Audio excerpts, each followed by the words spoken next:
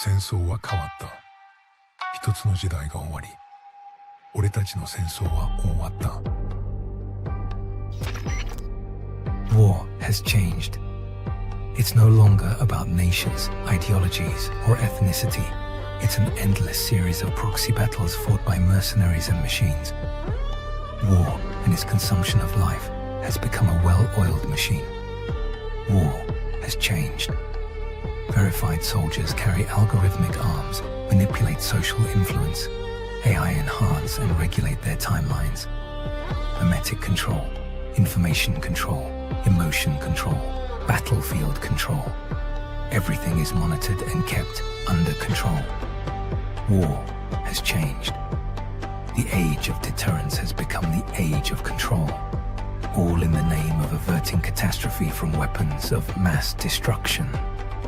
And he who controls the battlefield controls history. War has changed. And when the battlefield is under total control, war becomes routine. Think outside the cage.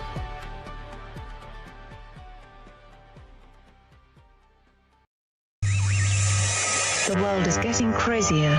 People are acting more and more insane. The end of the world is tomorrow. Tomorrow. There's only one thing to do when the world is falling apart.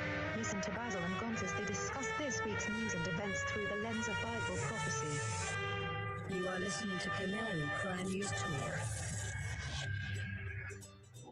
You're listening to Canary Cry News Talk. Today is March 11th, 2026. We are live to tape on episode 922. And today, Cardboard Tigers. Signing on from Off the Grid, Razzle Dazzle. I'm your best buddy, Basil, and you are not crazy. And my name is Gonz, at Face Like the Sun, director of the Age of Deceit films, your author of Archetypalism, your favorite Asian provocateur for Christ, live to tape from the metaverse to bring you the best news, which is the gospel message of Jesus Christ, while reporting the egregious with a well-rounded, biblically grounded take on world events. It's Wednesday. It is Wednesday, my dudes.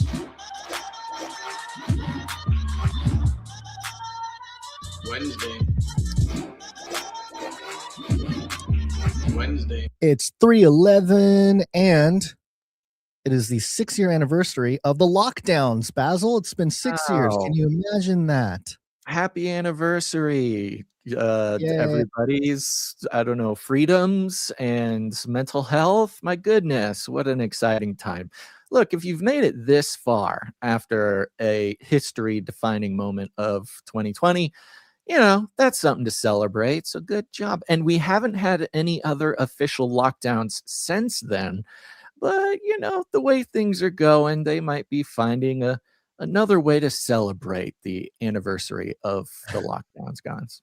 It does feel like the chaos is just as bad today as it was back then. Perhaps even worse. We had been saying that whatever data collection that they were able to harvest during COVID, that they will use it again.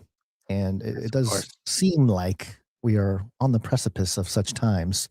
Ooh, and you know what, Gonz? For those individuals who are on, I think, mountain time.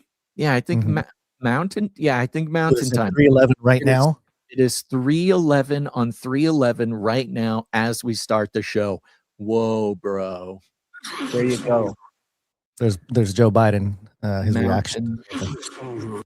Mountain time Canarians freaking out. Very fun, very cool. All right. Well, we made it to Wednesday, Gonz, and it's becoming clearer and clearer that, we spoke, you brought it up last episode. I think we all sort of knew this in our hearts, whether we had explicitly talked about it or not.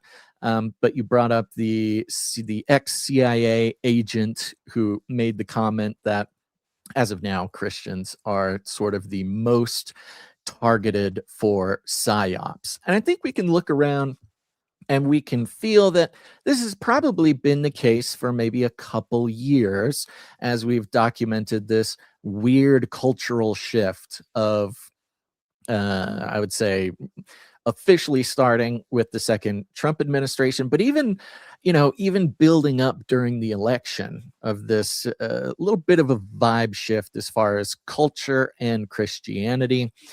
The more time that has gone by after we sort of explicitly had that conversation, it just kind of starts to change the way you see almost everything going on in the world right now. So it's a good opportunity for believers to remember we may consider ourselves skeptics. I think anybody listening to this show for any period of time will probably consider themselves skeptical. We are skeptical in general. We're skeptical of authority. We're even skeptical of theology, of various forms of theology, and skeptical of power as a whole. However, we look around us, guns. We see the propaganda machine in full swing, and we should be reminded, if not I guess inspired, to become even more skeptical than we've ever been. I know. The across the board. Operation Get Religious Folks, especially Christians in America, all fired up has been ongoing for, I'd say, about 10 years, but I think the last 2 years, I think you're right. They really, I don't know, they went into a different level. They like kicked it up into a new realm of that kind of op. And yeah, I mean, I saw Candace Owens there. Oh, we're talking about, demon possession and Satanism, and yeah, Freemasons are real. It's like, okay, who told you Freemasons are like, what is the backdrop for response to all that? But even after the Jake Lang bombing of Jake Lang, on Monday or Sunday, whenever it was, I don't know. I had not really paid a whole lot of attention to Jake Lang, but now that he came to my attention after the New York incident, I'm just looking around. I don't know about it, man. I don't know about that guy. It's the whole thing. Everything. You got to be skeptical of everything, which is too bad because a lot of people were praying for revival and all that kind of stuff. And I think we were kind of headed in that direction, but at least I knew that it would either be short-lived or it would be politicized immediately. And of course, we have midterms coming up and stuff, and the war in Iran. I mean, we are ripe for all kinds of deceptions. It is an onion. Each layer you peel off, you just tear up even more. It's just the reality of the situation. You know what else is making me tear up a little bit? We had talked about daylight savings time last episode. Psalm 40 in the chat right now says this. He says, native reservations have their own time zones too. I think it's Arizona or Nevada. You can drive through the state and hit 4 different time zones because of reservations. Really? Native reservations have their own time zones. That's cool. Maybe I can make the compound here have its own time zone. I mean, what that do you would have really to do? help me stay on schedule if I could control my own time zone. I was going to say, what do you have to do? Do you have to appeal to your local authority, your local governments there? You got to write a petition? Do you need signatures? To authority. Listen to this guy, everybody. Appeal to authority. No, I appeal to heaven. That's I know that, but I'm saying to operate. Heaven, and then time bends to my will. Okay, now you're the Antichrist. You're trying to change times and seasons over here. The trash man and the post office, they'll be delivering, and I guess anti-delivering, taking away at weird times that maybe I don't know. Well, I'll talk to them. I'm pretty close with my postal lady. She's pretty cool. All right. Well, we've gone off track already. What do you say we get into some news? Oh, yeah, I need to duck and cover. And drone strikes have saved lives. Can we shoot them down if over our property? Drones. It's a PSYOP. Psyops. This is fun. Is it? Is it fun? It's very fun. It's very fun to see this happen from afar. I just want to mention to you this ABC report. I did put a link to it right below in our document. I didn't watch the report, so I don't know if we want to do it or not. But there's some pretty good spots in here that we want to make sure to point out. So okay, let's see. Let's start with the article. We'll see what happens. Okay, the article, yeah. You want me to start it, or? Well, I mean, I can pull up the video. I have it here. It's about 2.5 minutes. And we can just let ABC tell the story if you'd like. Let's see if they do it. Let's see if they mention the parts that I want to really point out. Let's see what they have to say.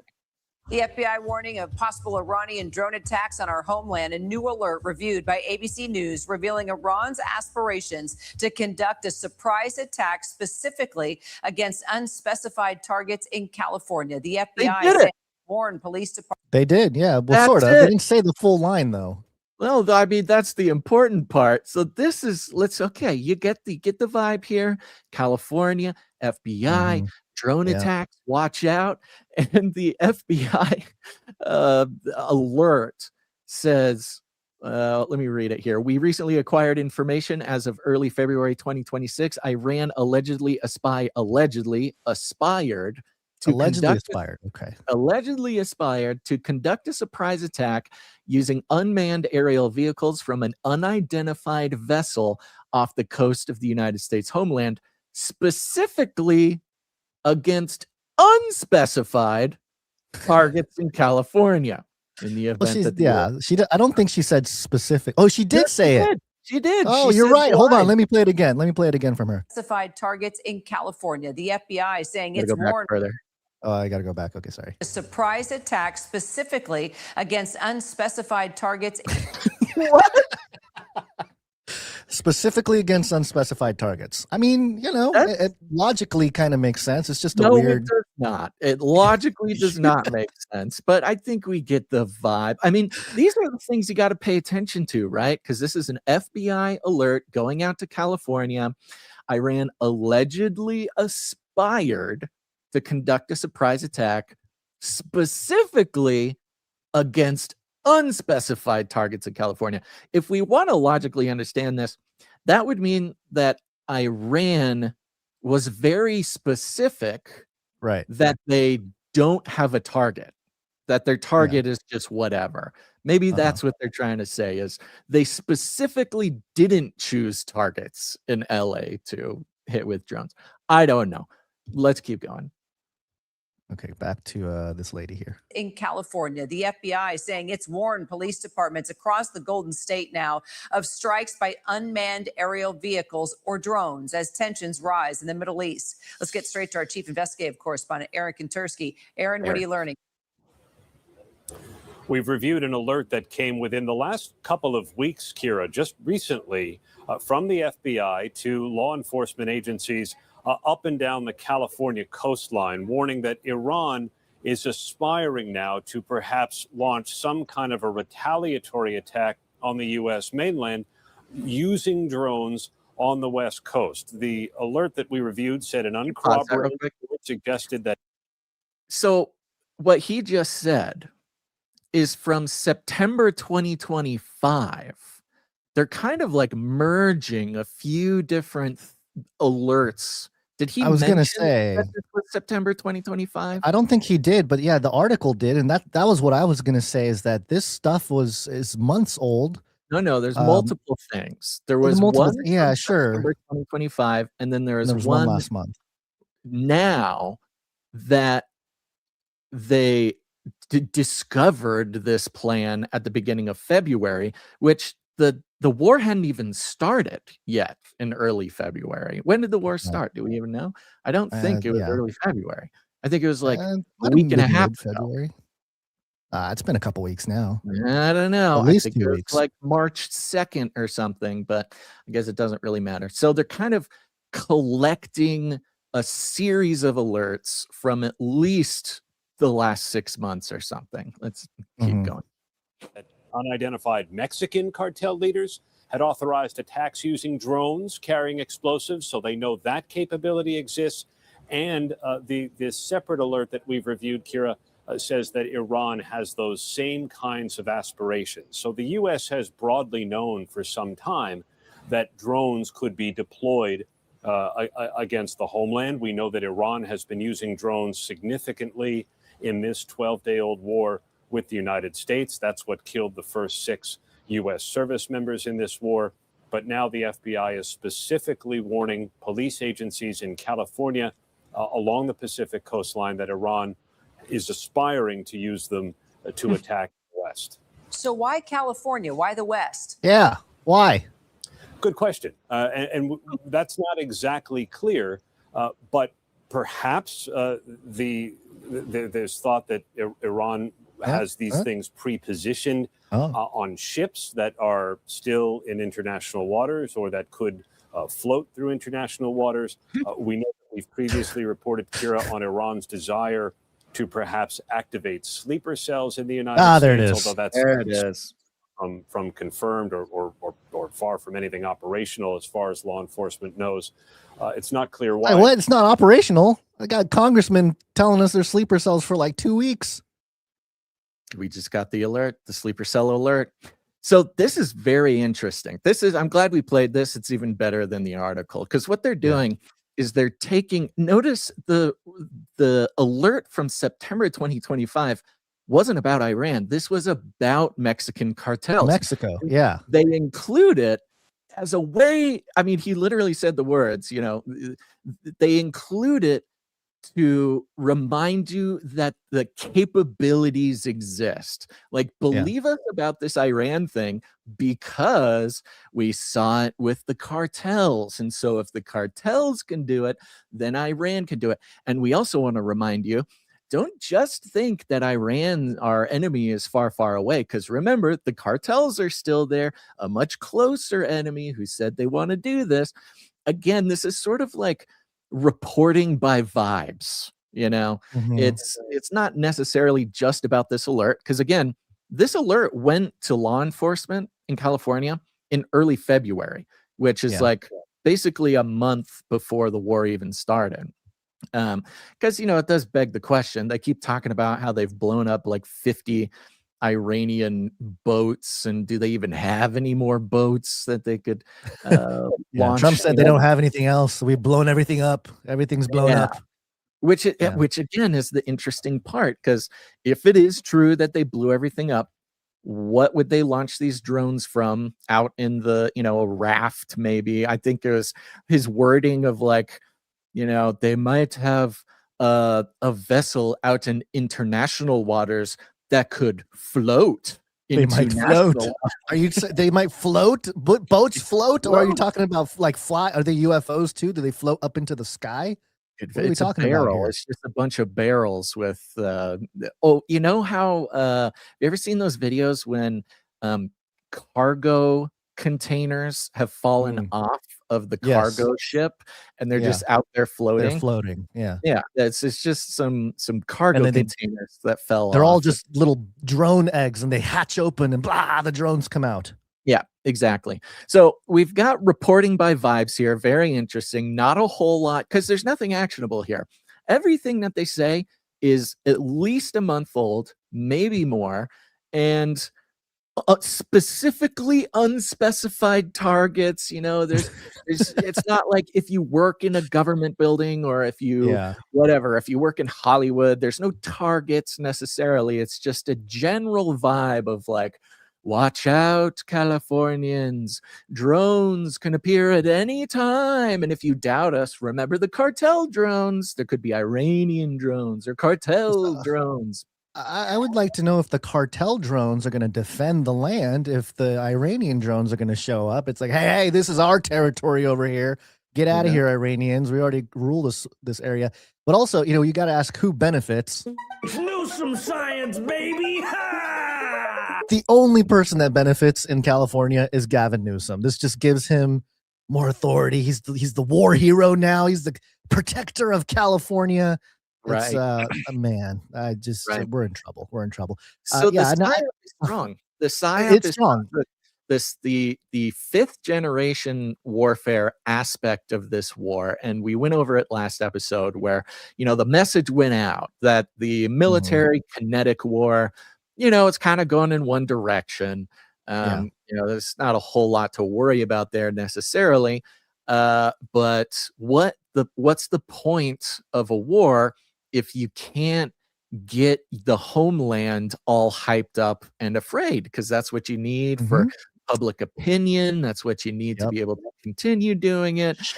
See, lockdown. Hey, this is a 6-year anniversary of COVID.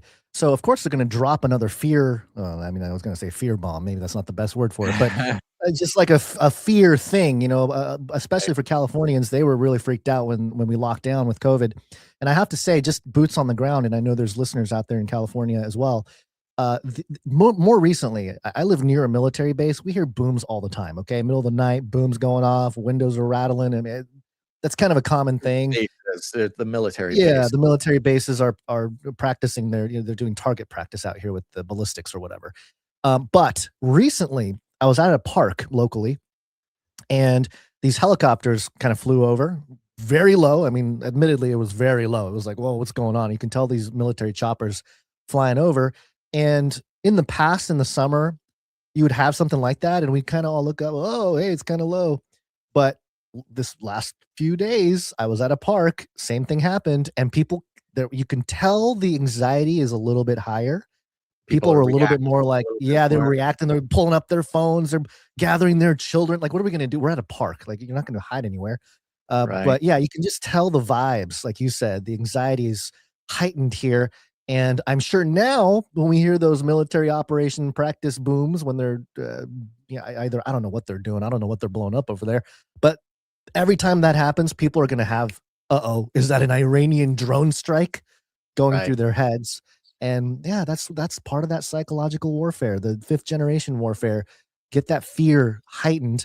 But I will say I have my my light katana saber is ready for any of those drones. Where's the Golden Dome, by the way? Do we have the Golden Dome in California, or does Trump not give it to us because he hates Newsom? That's the Golden Dome is located underneath what is it called? Gavin Newsom's wig, his toupee. It's just him. He's the only one that will survive. His hair, everybody's very impressed with his hair. It's fake. It is camouflage for the Golden Dome. Okay, and this is fun, of course, because this is not the first time that we've been told to be very afraid of drones. I believe it was the end of 2023, I think, when we discovered it. It was the new, maybe 2024, the New Jersey drones. We all remember the New Jersey drones. It was a different time. It was an innocent time where the specifically unspecified drones that were flying over New Jersey for many days, possibly even weeks, and this idea of Iran having their drone, offshore drone launcher. This was actually where it came from the very first time. I forget this guy's names. I think it was Jeff Van Drew. Andrew. This is here's a blast from the past from Jeff Van Drew. Iran launched a mothership probably about a month ago that contains these drones. That mothership is off. I'm going to tell you the deal. It's off the east coast of the United States of America. They've launched drones, is everything that we can see or hear. And again, these are from high sources. I don't say this lightly. The mother drones or the motherships. I remember that. The motherships, the Iranian motherships. Yeah.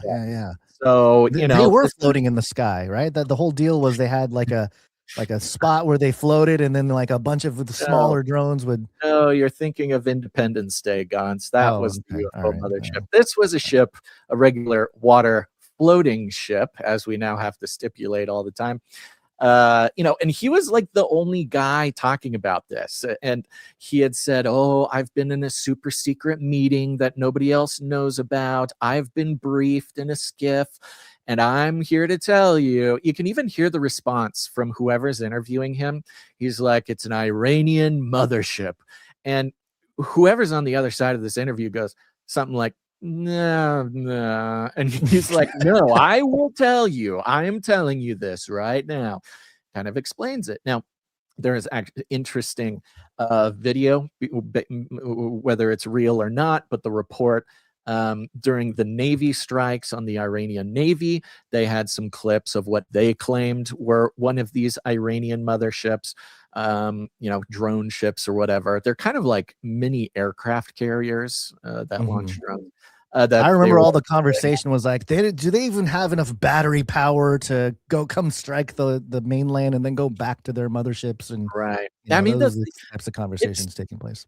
it's hard to remember. I mean, that whole drone, the whole New Jersey drone thing, that was the biggest like national security threat at the time. It was like a really big deal. Everybody talking about these drones. Are they nuclear detectors? Are they Iranian spy drones?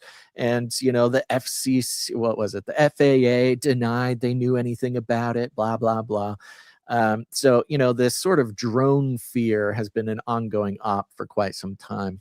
By the way, it was 2024. I thought 2023 was a little the earlier. end It of was 2024. late 2024 was when this story That- broke, and he was after the doubling election. down. Yeah. Yep. Now, I just before the show, Gons, I mean, California is targeted right now when it comes to the PSYOPs. Oh yeah. We had this Fox report. Let's grab that clip right before the FBI one. The Fox report on ISIS in California. I don't see a Fox report on. Oh, here it is. Did you add that later? Yeah, at the same time I added the FBI. Yeah, you add a lot after we publish all of our show notes. So it's not on the show notes now. Okay, here we go. This is wow. What's up with this footage? Whoa! Alert! In Southern California, the feds were moving in to arrest a man on charges of supporting the terror group ISIS when they found what appears to be a homemade bomb in his home in Long Beach. Marianne Rafferty, live in Los Angeles with more on that story. Marianne. Yeah, good afternoon, John. A shocking discovery as federal investigators were arresting a suspected ISIS operative, a homemade explosive device found inside his Long Beach, California home. According to federal authorities, the bomb was found during the arrest of a man accused of sending 12 electronic payments to ISIS and traveling overseas to fight for the terrorist group. FBI investigators say the suspect, Mark Lorenzo Villanueva, is charged with providing material support to a foreign terrorist organization. Villanueva is also accused of posting anti-America messages online, including an especially chilling one, "Honor to fight and die for our faith." Former acting ICE Director Jonathan Fahey telling Fox News, with 4 years of open borders before President Trump took office, federal agents are on the lookout for incidents like this one. We know we had millions and millions of people not knowing what their motivations were, if they were here to harm us, how they were here to harm us, and they're all here and could harm us right now. Now, the complaint against Villanueva includes an exchange with another ISIS fighter, which reads in part, Villanueva says, "My dear brother, are you a supporter of the Islamic State?" The unidentified suspect says, "Yes, I was an ISIS fighter. I was captured at 17 and released at the age of 30. Federal agents say their investigation unveiled social media messages and communications records, which all led to this arrest. And we'll be following this developing story and bring you any new details. So, okay, California, watch out. They are among you. The messaging is out. Again, for some reason, California is the target of a lot of this sort of messaging. Some interesting things in there. I mean, they specifically got this guy because of financial monitoring, social media monitoring, and monitoring of other communications of messages and texts and stuff like that. So not only is it like, hey, watch out, they are among you, California. But it's also kind of this reminder of like, look, they didn't even say he had plans to blow anything up. I mean, they said they found some bombs in his garage. Sure, not saying he didn't have plans, but the scary messages were not, hey, I have an explosive device and I'm going to use it or something like that. It was this much more like Palantir ambient sort of surveillance on this fellow that got him. So we can be very thankful for the surveillance state that we live in, especially in California. I think that's the messaging here, right? The underlying messaging is, hey, we're watching you. Beware of all your communications. Beware where you send your money. We're going to pay attention to everything. Well, and also this is why you should be okay with surveillance. Look, we wouldn't have caught this guy. We wouldn't have seen these sort of subtle signs, these subtle messages. Maybe he would have been able to pull something off, and then it's too late. That's kind of the messaging here. But also bringing in, specifically for California, the immigration issue. Now, it's interesting. We were talking about it before the show. There was sort of a message from the GOP that went out to Republican politicians to kind of say, hey, we're not messaging about mass immigration right now. Okay, don't mention mass deportations. Let's not talk about the deportations. We got other stuff going on. Don't mention immigration and deportations. Right, that's not politically valuable to us right now. It's from Axios. There came out yesterday. The headline was "Scoop." It's a scoop, Basil. White House tells House Republicans to stop talking about mass deportations. And you can see this like very subtle shift in strategy for the White House and for Republicans, where, okay, we kind of did as much of the mass deportation thing as the population, could endure. So now we'll step back from the like illegal immigrant thing, but frame it more as like ISIS is everywhere. The terrorists are here. Yeah, that's the next phase. We're leveling up. The next phase, right? Level 2. Yeah, these kinds of events turning to the next phase of deporting, whatever, the ISIS and Muslims or whatever. We'll see, which connects with some pretty strong stuff coming up. Now, on this whole vibe, okay, they are among you. The drones are coming. We don't know where, we don't know when, but it could happen at any time. The FBI just dropped this video on X. The Post says this: before mass attacks, attackers often show concerning behaviors or exhibit signs that they are on a path to violence. You may be in a unique position to observe these signs in someone you know. Knowing the signs and sharing your concerns could be the key to preventing an attack of mass violence in your community. Learn more at fbi.gov/prevent, which has a very interesting timing on this post, because of what we covered last episode. The signs, you can see signs. Well, we saw the signs on the airplane. People said they saw weird texts. The guy was acting nervous. He was having a timer going off every 10 minutes, and he was praying in a different language. He was aggravated about his bag not being by him. All these little signs, that's basically a story of, people looking around, recognizing weirdness in somebody, and telling an adult, basically. But yeah, here's this, and apologies to those who are listening. We'll try our best to describe the vibe here, but I think those who are watching, you'll see it as we go. But this came from the FBI today. Research has proven mass shooters don't snap.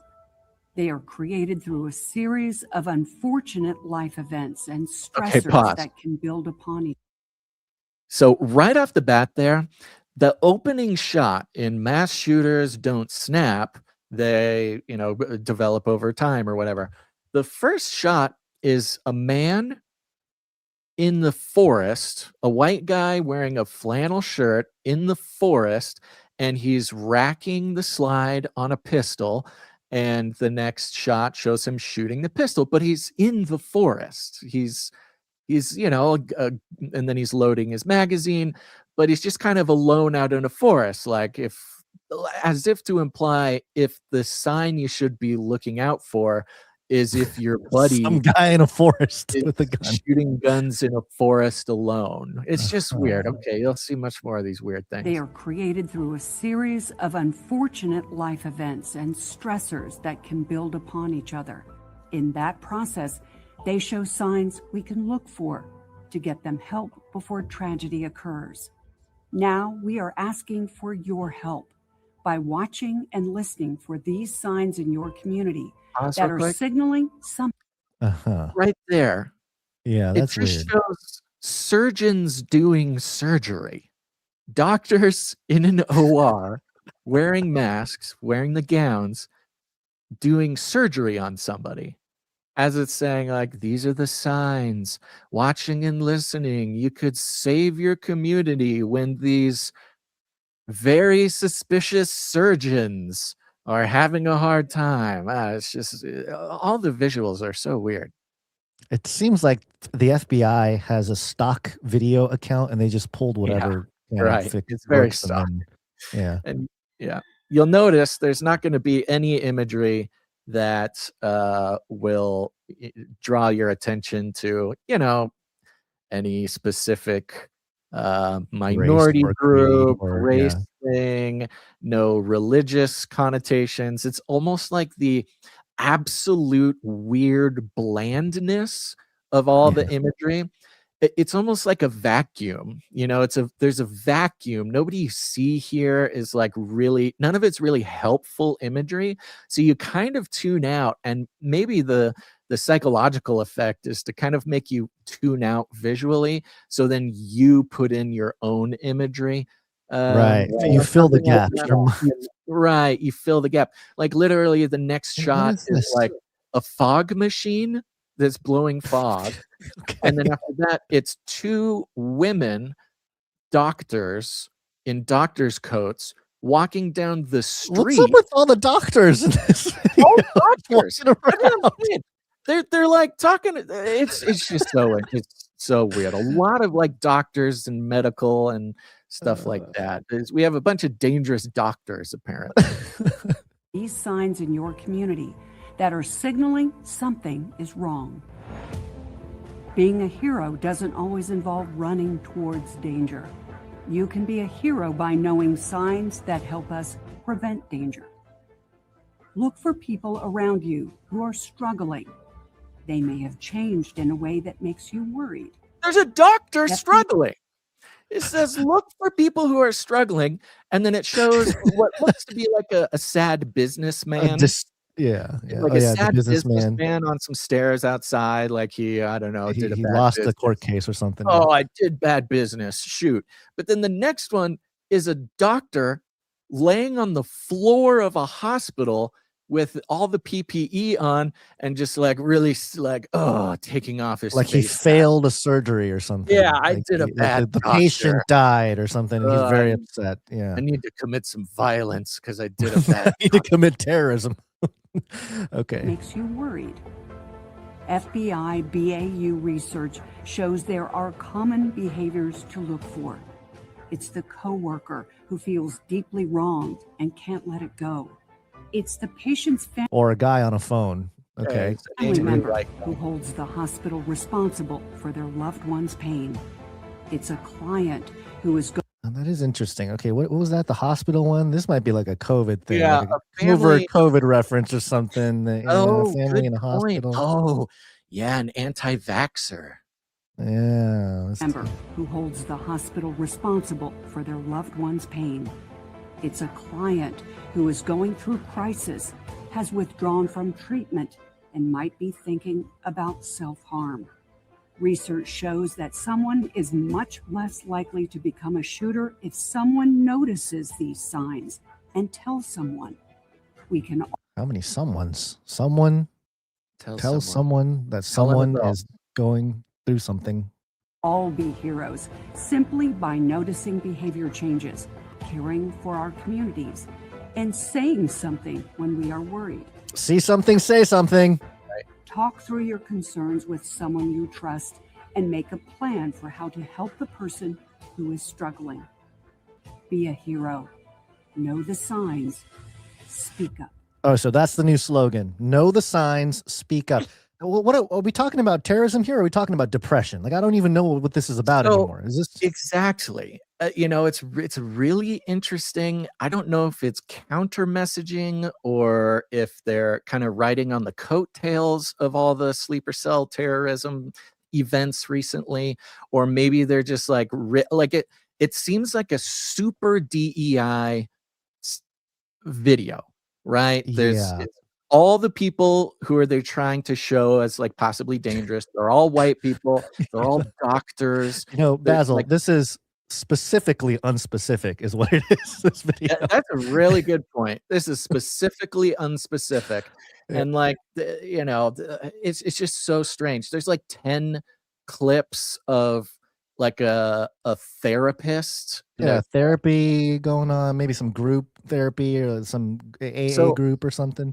It's explicitly not, there's no references to terrorism, right? They even just say shooter.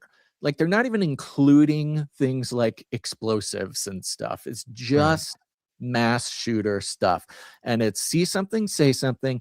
And for those who are sensitive to things like red flag laws, this is actually quite terrifying, right? Now if you're having a bad day and somebody sees you better report it. Yeah, you better report it because he might be a shooter. He might come shoot someone. It's just very strange. And it's even more strange that it comes out during this, like, the terrorism kind of Terrorism psyop. thing, It's just yeah. very weird. Well, this is explicitly presenting the panopticon idea, right? The Jeremy Bentham concept from 1791, where a single guard positioned in a central tower can observe all the inmates, and so the inmates feel that they are constantly being surveilled, and so they will self-regulate their behavior or help others around them regulate their behavior because hey, watch out, they may be watching you. And The so self-policing concept. this is very much along those lines. So you pair it with the California ISIS messaging from just before this. It's kind of like, hey, all you doctors and lawyers and Nobel Prize winners, hey, all of you just act cool, stuff your feelings down, don't let anybody see or hear you having a bad day because that's really dangerous. But don't worry, because we find the ISIS guys with Palantir snooping on your financial transactions and your social media posts and your social media messages and your text messages. So it's like to all the whiteys snitch on each other, but to the rest of you, we've got Palantir snooping on everything you do. It's just weird. Unbelievable. It's just weird. It is weird, yeah. Now, sleeper cells. This has been a big part of the messaging over the past week or so, last 7 days. There was apparently an incident in Canada, and Canada is here to keep you aware of what to look out for. Oh, this is the Premier of Ontario. Have you got any indication from police that these shootings in synagogues and this shooting at the consulate are related in any way to same people involved? Yeah, no, we haven't had any information on that. But again, this is just me speaking.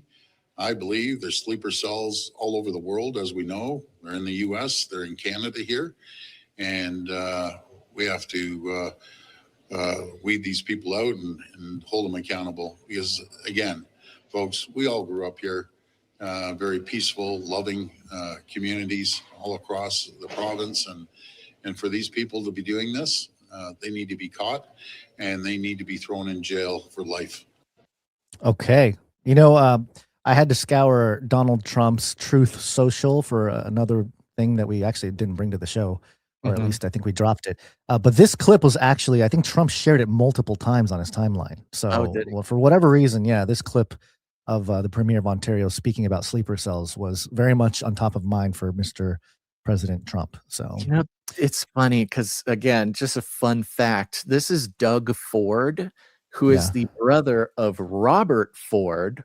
And Robert Ford was I think he was the premier of, I don't know, maybe Ontario, something else. He was, let's see. Oh, he was the mayor of Toronto. And during his mayorship, a video came out of him doing crack. And he very famously. Oh, right. Yes, the crack guy. And talked about all of his crack problems while he was mayor of Toronto. This is his brother. So, Okay. if somebody doesn't have this family under their thumb, I don't know what to say about that. So there you go. Canadians are getting the sleeper cell thing too. Now, this was in response to, I believe it was a shooting at the U.S. consulate in Ontario. This was after the war started.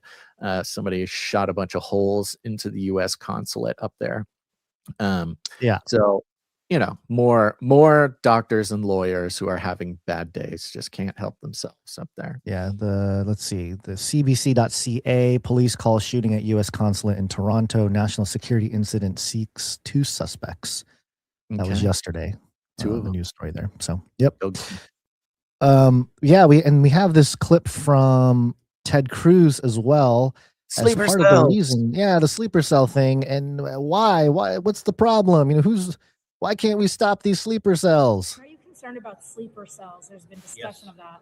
Look, the risk of terrorism right now is quite high. We tragically saw in Austin, Texas, just last weekend, we saw a terrorist attack. We also saw another terrorist attack in New York City.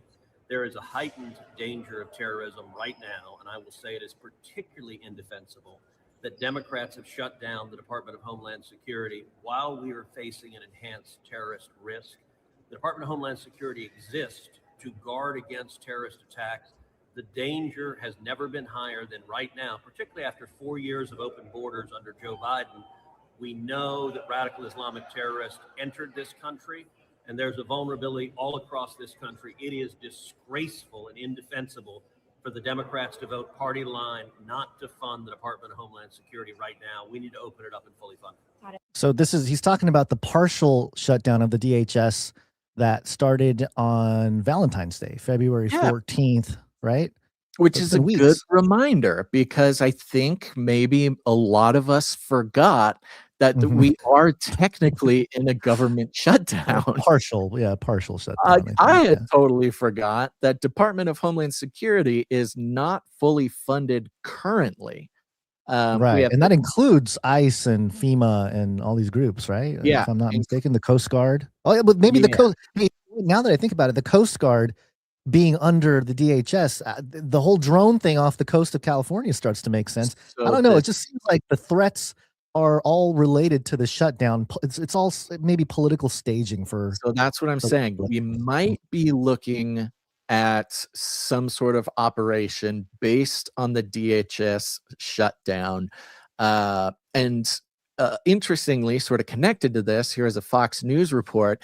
171 million travelers face airport delays as Democrats' DHS shutdown hits TSA staffing, Scalise warns. This came out this morning. It's an exclusive.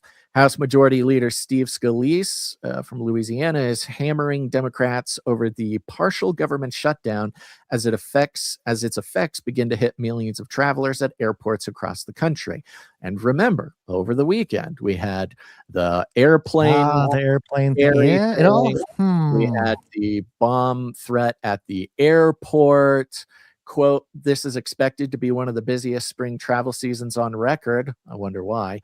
Over 171 million travelers are estimated to fly in the coming weeks, and they expect the agencies responsible for keeping them safe to be fully operational. Scalise told Fox News Digital, quote, "The longer Democrats hold the Department of Homeland Security hostage, the longer they're forcing Transportation Secretary Administration," that's TSA, sorry, Security Administration, TSA, agents to work without pay, and the worse the pain will be that Democrats inflict on regular Americans. It comes as TSA agents whose agency operates under DHS are set to miss their first full paychecks next week, and with Democrats continuing to withhold the department's funding and protest, blah, blah, blah. So, there is this political aspect to it. With everything, there's so many benefits to an op, right? It's like one of the things with a PSYOP, and you got to keep in mind as you're trying to analyze and see what you're seeing around you, is there's never just one reason. To get the whole PSYOP machine going, you need a number of benefits to those in power. which, people are still tracking down and mapping out, say, the benefits from the lockdowns and the whole COVID thing. I mean, there's obvious people who benefited, but we're finding more and more each day that there was this sort of downstream beneficial effect to other actors. And, when an op is so clearly in operation, if you will, it's usually benefiting a lot more than just who you'd think. Let's see if Yeah, they list. Go ahead. The reports are that, or the most recent reports are that the Senate Majority Leader John Thune stated that Democrats are, quote, not even interested in talking, while House Democrats maintain their stance. So it's weird. It is weird because, I think from if we're looking at this sort of in the right-left paradigm, which clearly there are mutual benefits to both sides with this, because for the Democrats, for stuff to fall apart, they can say that, like, these institutions, the TSA, the Coast Guard, FEMA, ICE, for nothing to happen, it's like, yeah, see, we don't even need them. But for the Republicans, they need bad stuff to happen under this condition, right? So it's kind of, they're stuck. They're kind of, it is a kind of a stalemate.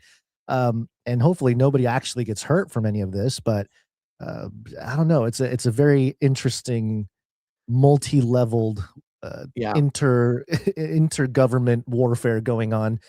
They list some of the departments that are harmed by the DHS funding problem as TSA, U.S. Coast Guard, the Cyber Security and Infrastructure Security Agency, CISA, Immigration and Customs Enforcement, ICE, Customs and Border Protection, CBP, and U.S. Secret Service, and others. That's a lot of security agencies. Yeah, it's 260,000 federal workers without pay is what's going on right now. So, I mean, is this one of those situations where, because if we step back from the right-left paradigm, this is sort of, it's got a 2-week shutdown to flatten the curve vibe, like similar with the Iran war, like, it'll be over in 4 days, a couple months, maybe till September, it'll be like 2050 by the time we get out of Iran, the forever wars type thing. Is it the case that maybe they want a systematic teardown of the current infrastructure of the United States and all of its programs because, is it possible that they have a plan to transition the entire security infrastructure into something more resilient and like Palantir? Palantir will step in and fix everything. You're so glad we got Palantir looking after us. We're so blessed to have Palantir.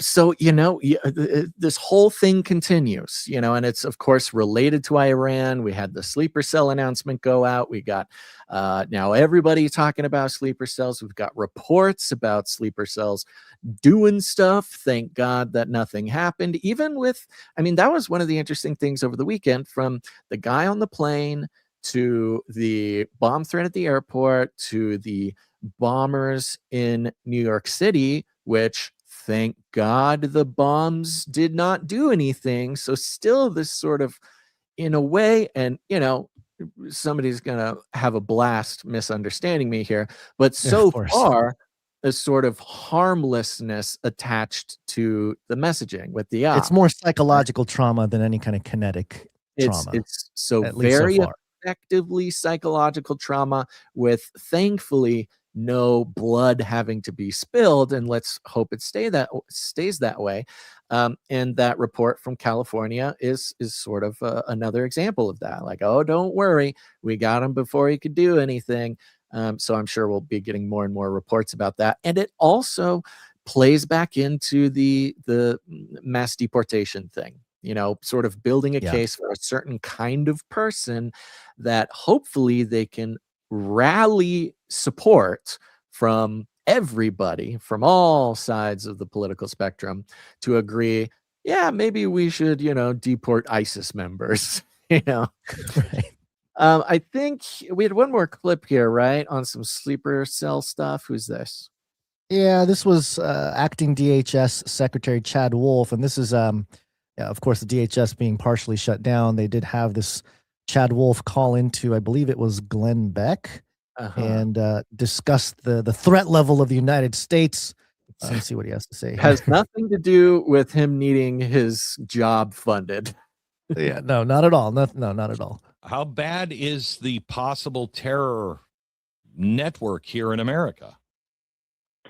Well, it's bad, right? We talked about 4 years of the Biden administration. So over the course of 4 years, you had over 11 to 12 million individuals come into the United States, over 18,000 known or suspected terrorists, right?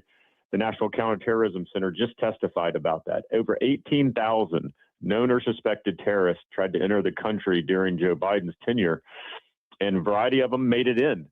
And so you combine that with the existing networks of Hamas, Hezbollah, and other proxies that have been here in the United States since the 80s, more or less, and it starts to paint a picture of a real kind of heightened risk and threat environment. Now, we have an outstanding law enforcement apparatus, FBI, Joint Terrorism Task Forces, and other things that keep the American people safe, but we're asking so much of them because we don't know who really is in the country, because I said it at the time, and I think we're facing it right now, is the 4 years of the Biden administration, we won't really know the destructive nature of their immigration policies for years and years to come. And I think we are staring down the barrel of that right now.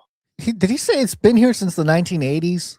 So this is like a 40-year problem, and they're like, well, yes, but it's the worst ever right now. I mean, Very man, useful problem. Very very useful problem to have. So yeah. I see the clip you have here. Yes. One last one. I didn't want to surprise you too much, but it's just so relevant, and it just dropped. This is Gavin Newsom responding to the drone threat. It's Newsom science, baby! Ha! Relates to the product. Oh, hold on. There, I am muted. You may have heard it, but I am muted. Give me 1 second. Here we go. As it relates to the broader concern, as it relates to drone strikes, we've been aware of that information. We've been working collaboratively through the SOC, which we established right after the war began, the State Operations Center, working with the Office of Emergency Service, but also working locally to make sure we transmit any information that we have received, and we're aware of that, which has been reported, I think, by ABC7. We're aware of that information, and we transfer that information in real time to our local partners. Drone issues have been always top of mind, and we've assembled some work groups specifically around those concerns. But that's all I'll share at the moment. I have nothing more insightful beyond just what's been reported and how we're transmitting what we know to our local partners, which is critical. Oh, come on, Gavin. There's Show us nothing. the Golden Dome. Show There's us your Golden nothing. Dome. Take off the toupee. No, I mean, a classic response of like, what did you say? Where we have the information from ABC7. We have the information from ABC7. We've put together some working groups. We've working put some groups. working Great. groups. Yeah. Thanks. Don't worry, just some working I'm groups. so glad my tax dollars are going to you putting together a Zoom call. Like, really? That's California for you. You need working groups, okay? Get those groups working. It makes it sound all special too. SOC, State Operations Center. Like, oh, okay. All right. Can I work there? Can I get beneath all of this, Scones, yes, we just continue a conversation from last episode, because beneath all of this, there is the religious PSYOP. Oh yes, the religious PSYOP. It's gotta be biblical. It's gonna be biblical. And Okay. it's interesting because, of course, we've spotted this over the years in other conflicts. But like we said at the top of the show, the past couple of years, the religious operation has increased dramatically. And it's funny because I don't know. I wonder if other people, even just other Christians who do not make a habit of paying, ultra attention to analysis of mass media, like I wonder if regular people notice this too, or if this is just something we notice because we pay so much excruciating attention to sort of I think in my experience, boots on the ground, most Christians are buying hook, line, and sinker. The not really threat paying narrative. attention too much. No, they're not paying attention not because they'll hear it. Yeah, they'll hear it secondhand, third hand, and by the time it gets to their ears, it's, oh wow, we really have a problem. We have a threat. And look, there might be a threat, but it may not be the way that it is being presented, and it never usually is, right? Especially in America. I mean, have we not learned at this point that the threats and even the acts of violence are never exactly how it is presented to us?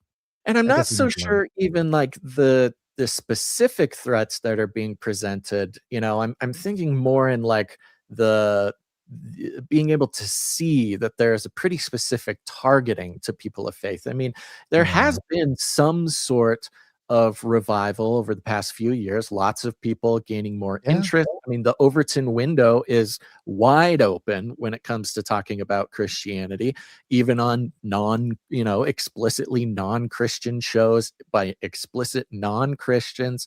The Overton window of regular conversation about Christianity or Christian concepts.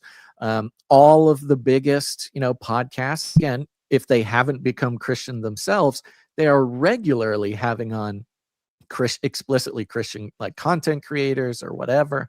The Overton window is wide open, and I wonder if new believers or new whatever, if they would even be able to sort of sense that there's a new invigorated focus on convincing Christians of one thing or another.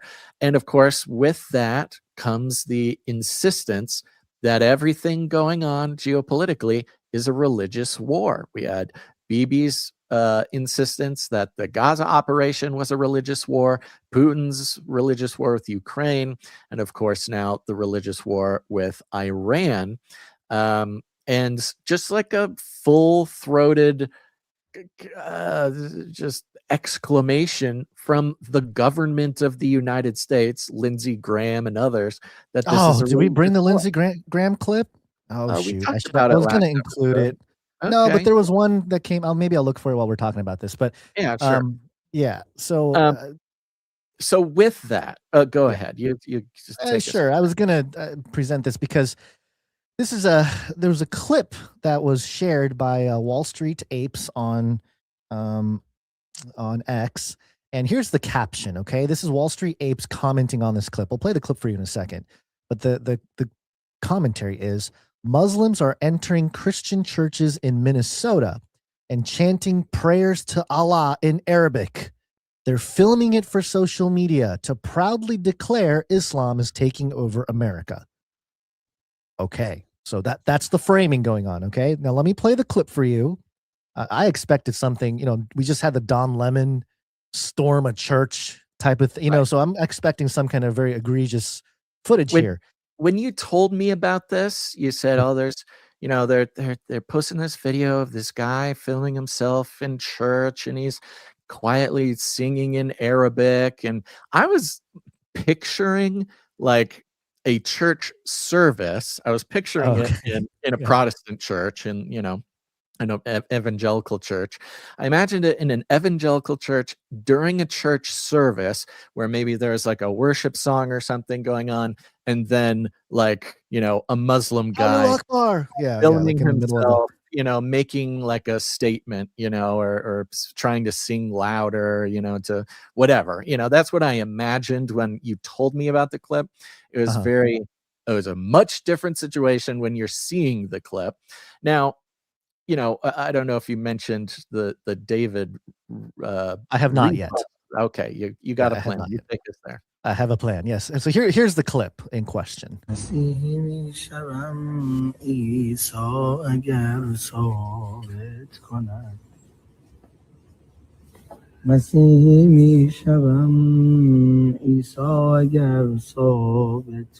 I mean, there's not much more to it. It's a guy in like a cathedral. Admittedly, it's a pretty big, beautiful church here. It's a cathedral-like setting, and there's nobody in the church at the moment. There's like one other guy walking around. Church looks to be a Catholic church, and those who are familiar, when it's a big, especially a big cathedral, you can walk in any time of the day, as long as there's not a service going on. And you can, do this. This is a wonderful thing about cathedrals. They're beautiful, they're recognizable, and pretty much all the time you can just go in and check it out. So it seems like this guy, in the post, Wall Street Ape says Muslims are entering Christian churches in Minnesota and chanting prayers to Allah in Arabic. There is something about the Minnesota part about this too that really triggered, like, oh, here we go, these crazy again. Muslims in Minnesota. Yeah. Of course, ground zero for all kinds of ops. But okay, so this is stoking some people to respond. Now, I had the link of this gentleman named David Nino Rodriguez here on X, and his response, quote posting this, is, "Please do this just one time I go to church. Please, I really need this." The implications being, yeah, try this when I'm in church. See what happens to the Muslim walking into my Christian church, start singing, praising Allah in Arabic, right? It's sort of a threat, almost like, hey, you know, I'm not going to let this type of thing happen. Well, there's some context here. There's people adding, you know, the community notes on this, and the readers add context. It says here of the clip, the man is speaking Farsi, not Arabic, which has different sort of regional origins. And the man is reciting a hymn not directed towards Allah, but towards Isa, Jesus, which is heard in the video. And now you went down and did a little bit of research and tried to dig up some of the lyrics. And I'm thinking here, like, okay, this is not what I was expecting when I saw this. I mean, honestly, he's the only person in this church. As he's singing, he's kind of looking around in wonder at the cathedral. As a reverence type and thing, there's a vibe. I mean, look, I've been in churches my entire life. He's kind of like being a little bit quiet and respectful. Yeah, he's respectful. Like he's yeah, not it's like not like he's yelling. Like especially if you're the only one in there and you want to like make a big scene for Allah or something, you could really like belt it and have the cathedral just like, whoa, crazy acoustics, like stuff like that. So like the vibe of the guy was like not that. So I'm like, okay. And you go scrolling through the response comments. Oh my goodness, the replies, man. It is pictures of crusades and people making threats and just kind of being mean. You know, everybody is like, oh, try that in my church. Oh, this is why we need to bomb Iran. Like all the kind of expected stuff. But, you know, again, the vibes, I'm like, okay, this guy, let's check on it. So with a little bit of searching and a little bit of, you know, translation and things like that, these are the transcription / translation. Here's the translation of the song he was singing. I believe in the Messiah, for Jesus has proven it. He has risen from the dead without any sin. I believe in the Messiah, for Jesus has proven it. Which sounds kill all like Muslims, kill all Muslims. Like what? This guy is likely a Persian or an Iranian Christian, or maybe a Pakistani Christian. Pakistani, yeah, it's Farsi. Farsi, you know, this seems to be a Christian singing a song in his language, worshiping Jesus, and you know,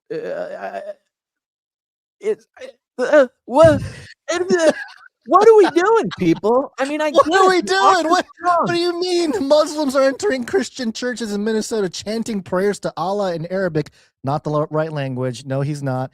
Filming it for social media, proudly declare Islam is taking over America. Did this guy post this on social media saying about this? Islam is, I mean, nothing about this. Look, I don't know. Who knows? Maybe it just happens to be a really respectful Muslim who's in there praising Jesus, because maybe, you know, I don't know, Muslims, they have their own version of Jesus. They, you know, I don't know if a Muslim would say that he has risen from the dead without any sin. I don't think Muslims believe that Jesus rose from the dead without any sin.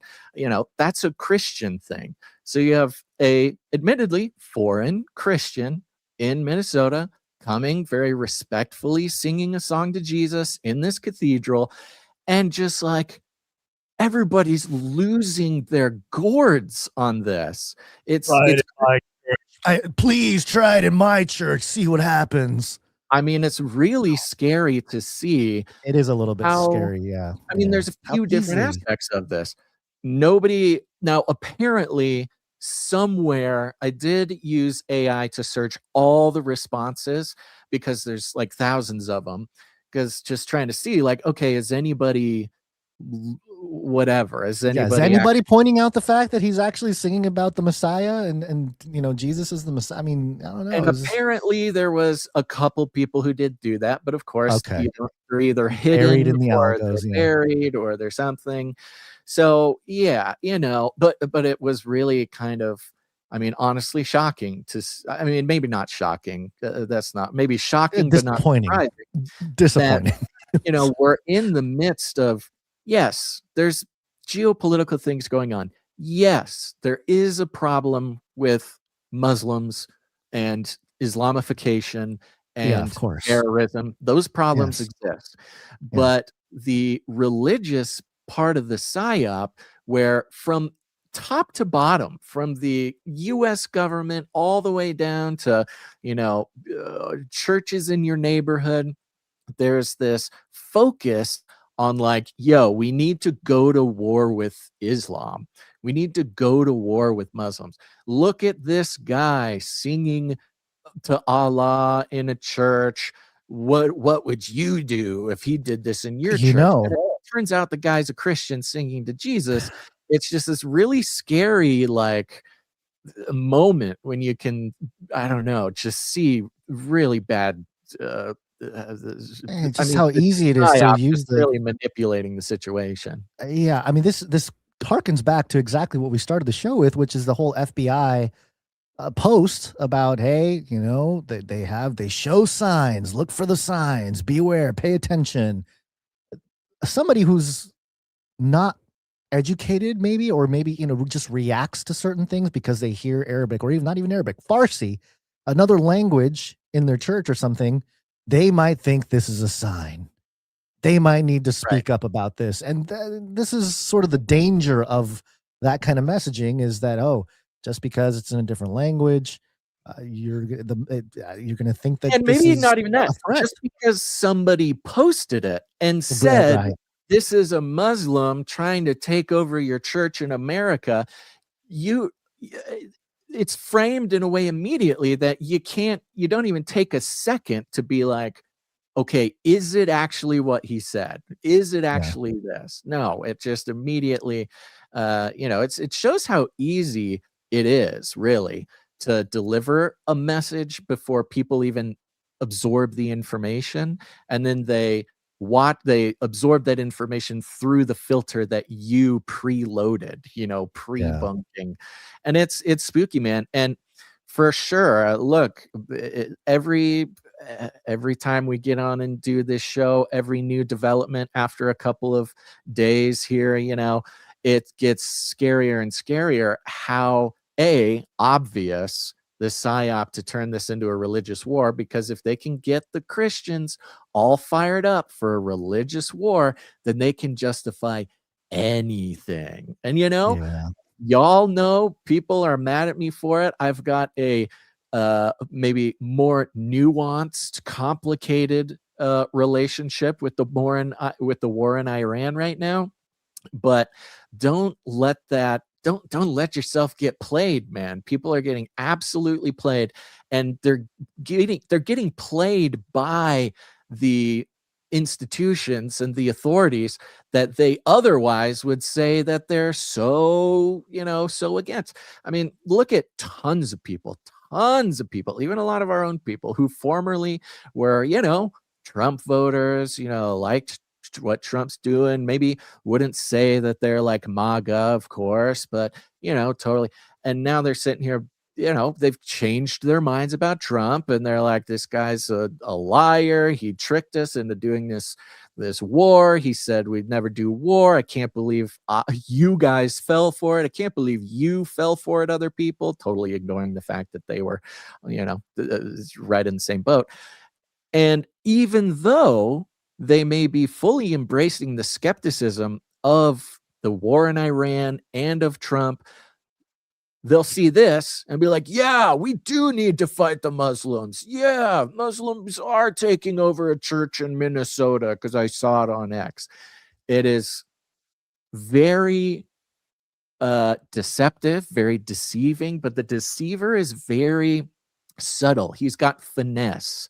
That's the spooky part about the PSYOP, is there is a finesse to it that can so easily trigger people into a misalignment with what even they think, their feelings are, or Yeah. what they think is sort of theologically sound. And this is why the Christians are the most targeted for PSYOPs right now.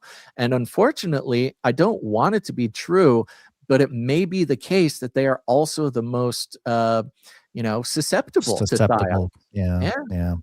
Well, that was the thinking of Truman back in the 50s, because we bring it up often, and Dr. Future really shed light on this several years ago, and I think he's been spot on with this. The internal documents from the Psychological Strategy Board, I made a post on it on Sunday, and I have some quotes straight out of the Psychological Strategy Board. They said, quote, and this is, again, at the time, it was the 50s, so the enemy was communism, okay? This is how they framed it. The potentialities of religion as an instrument for combating communism are universally tremendous. Religion is an established basic force which calls forth men's strongest emotions. Like that guy who's like, try it in my church. Our overall objective is seeking the use of religion as a Cold War instrumentality should be the furtherance of world spiritual health. For the communist threat could not exist in a spiritually healthy world. So that was kind of their thinking in the 50s, like, hey, we know how emotionally charged religion is. And so to use it against this external threat called communism would be for the benefit of the entire world. And it will bring health and peace to the entire world. I mean, yeah, it's a psychological operation. And we actually did call it that right in the document there, Truman there, the Psychological Strategy Board.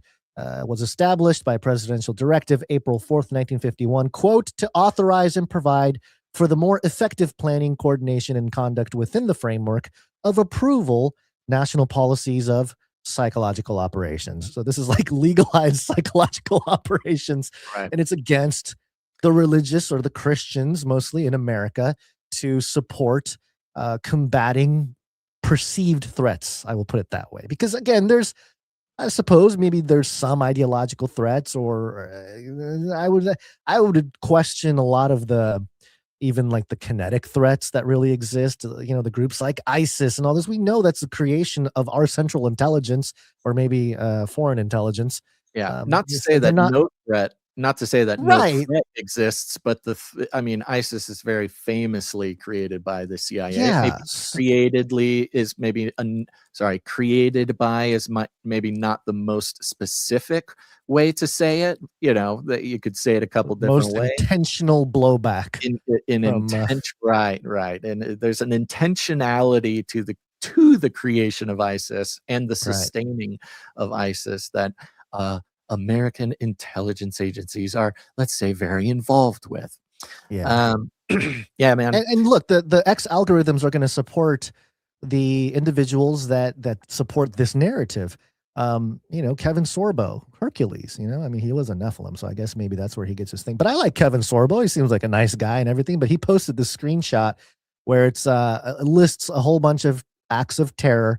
And, it just says equals Muslim, the nice attack equals Muslim, the Paris attack, Muslim, shoe bomber, Muslim, it just goes on. And it's okay, maybe, but this is really taking what's the point top of that layer? I mean, like, it's just, what's even the point of the post? It's just a list of Muslim terror attacks. It's just, the whole point is, Muslims, we got to go to war with the Muslims. In case anybody forgot, that's his personal commentary. In case anybody forgot. And then this post of a whole bunch of, we should be praying for our Islamic brothers and sisters to come to Christ, sure. But, the government would like us to think that we just need to kill them, So, so therefore, the war in Iran is good. Therefore, yes. Whether or not it is successful, whether or not it lasts forever, at least the midterms are coming up. And look, it's a religious war. Don't you know it? So we got to do it.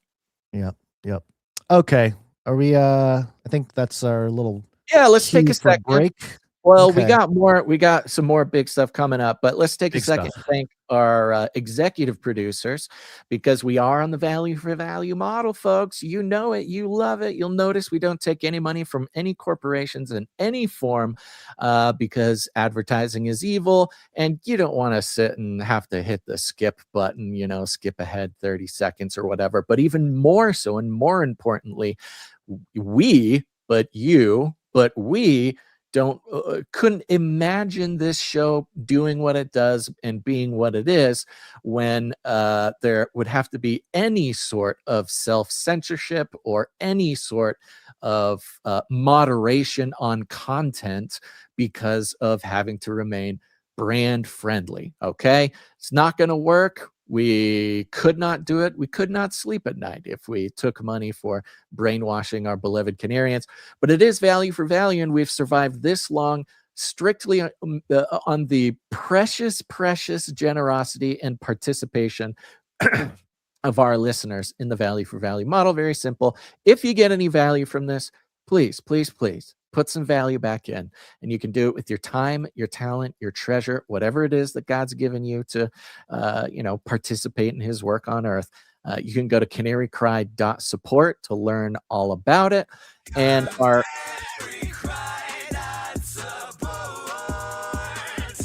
executive producers are people who come in and they say, hey, I get a bunch of value from this, and so therefore I will support the show for $100 or more for any individual episode. Okay. And I'm looking at the email here. We had one executive producer, and it looks like we now have more than one executive producer. Let me thank the man on a mission, unstoppable executive producer, Sir LX Protocol V2, Baron of the Berean Protocol.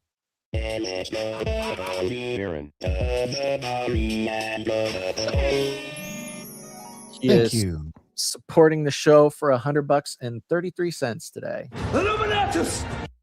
Thank you. He's on a 469 episode streak altogether, and a 123 episode executive producer streak. Wow. 1, 2, 3. Thank you, Sir Alex Protocol. We appreciate Incredible. you. You are, He's 3 more executive producerships away from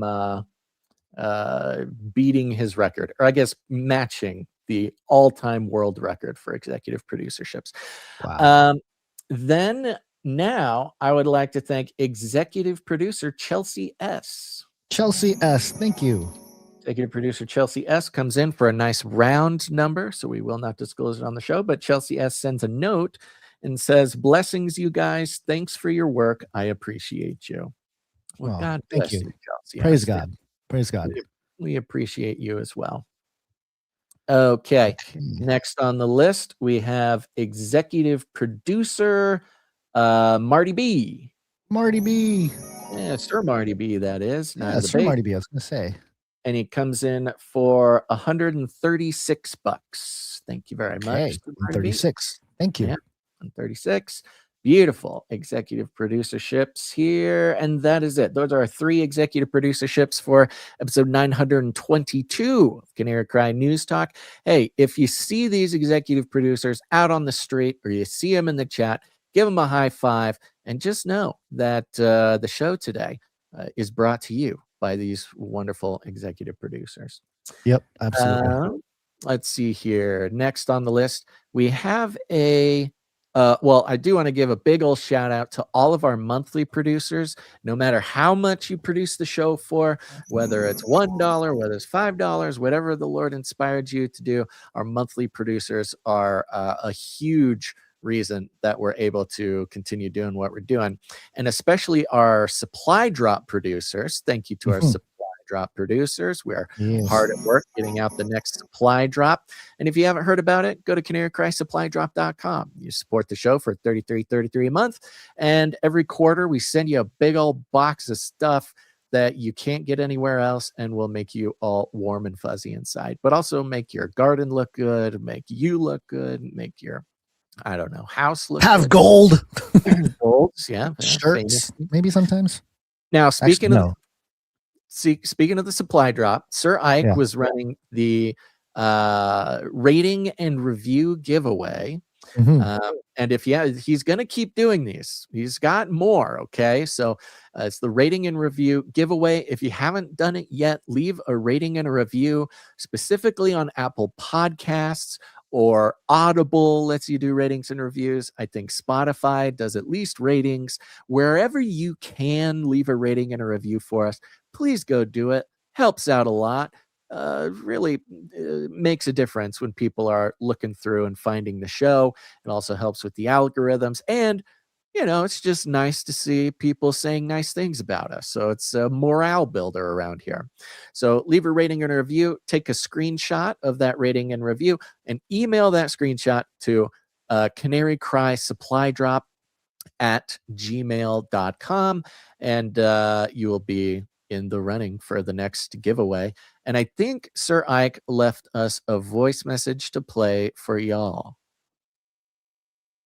It's loading. Okay. It's still loading. Come on, load. Do it. Loading. Play. And maybe if I yell at it more, it'll play. That usually helps. Yeah. While it loads, Trashman says, no self-censorship, my foot. Lol, go full throttle. The RSS will always be there. BitChute is pretty good for full offensive too. One of the main reasons why we are not blue, don't say, bad words. I know some people really love those bad words. I know there's some pretty big Christian personalities who, are pretty enthusiastic about the language that they use. But this is a real family show. That's kind of the point. We got doing kids. Our best. Yeah. We've had kids listening to the show for kids who now have kids. That's the freak it's part. crazy. I know, it's Kids wild. who were like 12, 13, 14 when we first started in 2012. And now they have children. They're raising their kids on Canary Cry. It's a beautiful thing. So, all right, here's Sir Ike. Hey, Canary family, this is Sir Ike here. I am getting ready to do the rating and review giveaway for a mega box.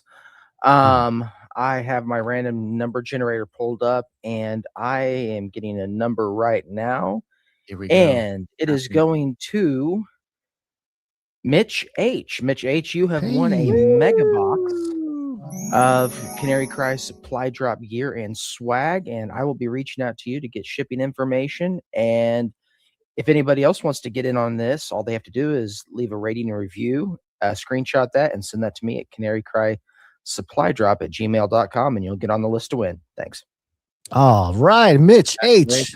Mitch H. Is that Mitch Hedberg, the comedian who passed away? He faked his death and became He's back. Thank you very much, Mitch produce. H., for leaving your review. And of course, congratulations on winning the box. There's more boxes, folks. So there's still time to do the thing. Nice. Go leave a rating and review, send it to canarycry supplydrop at gmail.com. Now, there was another note from Sir Ike here for the international supply drop people. Okay, listen up, international supply droppers. Please ask international supply droppers to check their emails for an email from me. That's from Sir Ike. That's from canarycrysupplydrop at gmail.com. Check your email box for an email from canarycrysupplydrop at gmail.com. Let's see here. Yes. And we are officially having to make the public announcement that it is no longer possible to ship supply drops internationally, unfortunately. Wow, thanks, Trump. Thanks for this. It's been really interesting because it first got really hard to send the international supply drops in about 2024. But Sir Ike is such a champion. Like, we always found ways to make it work. A lot of times he would save up a few quarters and send it all at once, which would save a bunch of money. But then the customs thing, then the tariff wars started, and it's just become literally impossible. And it's been really, of course, frustrating for the champion, Sir Ike, who has made it happen for a very long time. But it was also excruciatingly frustrating for the international supply droppers. So we are officially making the announcement that to receive the supply drop, unfortunately, we can't get that across the borders internationally, but we can do the T-shirt council. And Ooh. everybody got an email with the different options for those who are international supply droppers.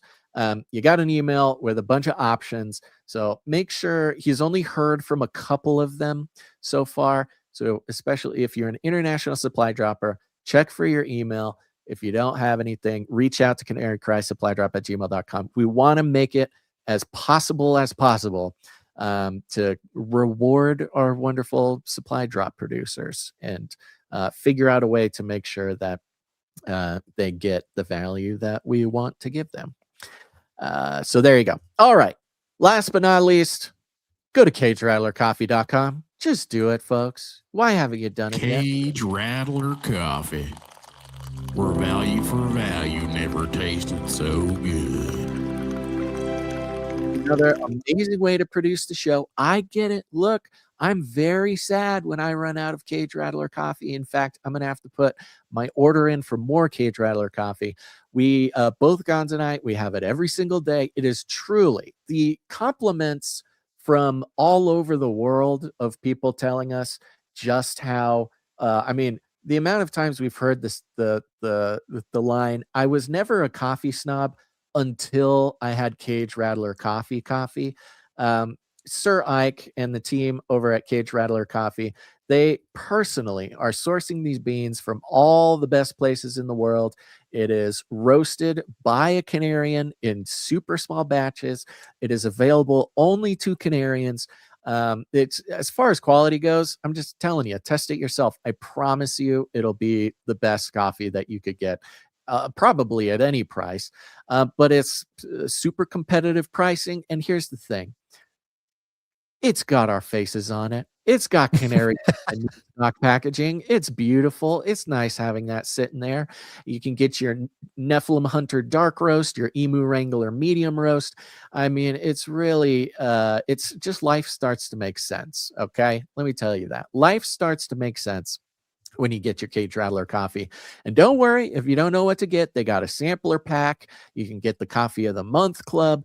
It's a beautiful thing. And a portion of every sale goes to support the show value for value. So highly recommend it. Encourage you to go check it out. CageRattlerCoffee.com.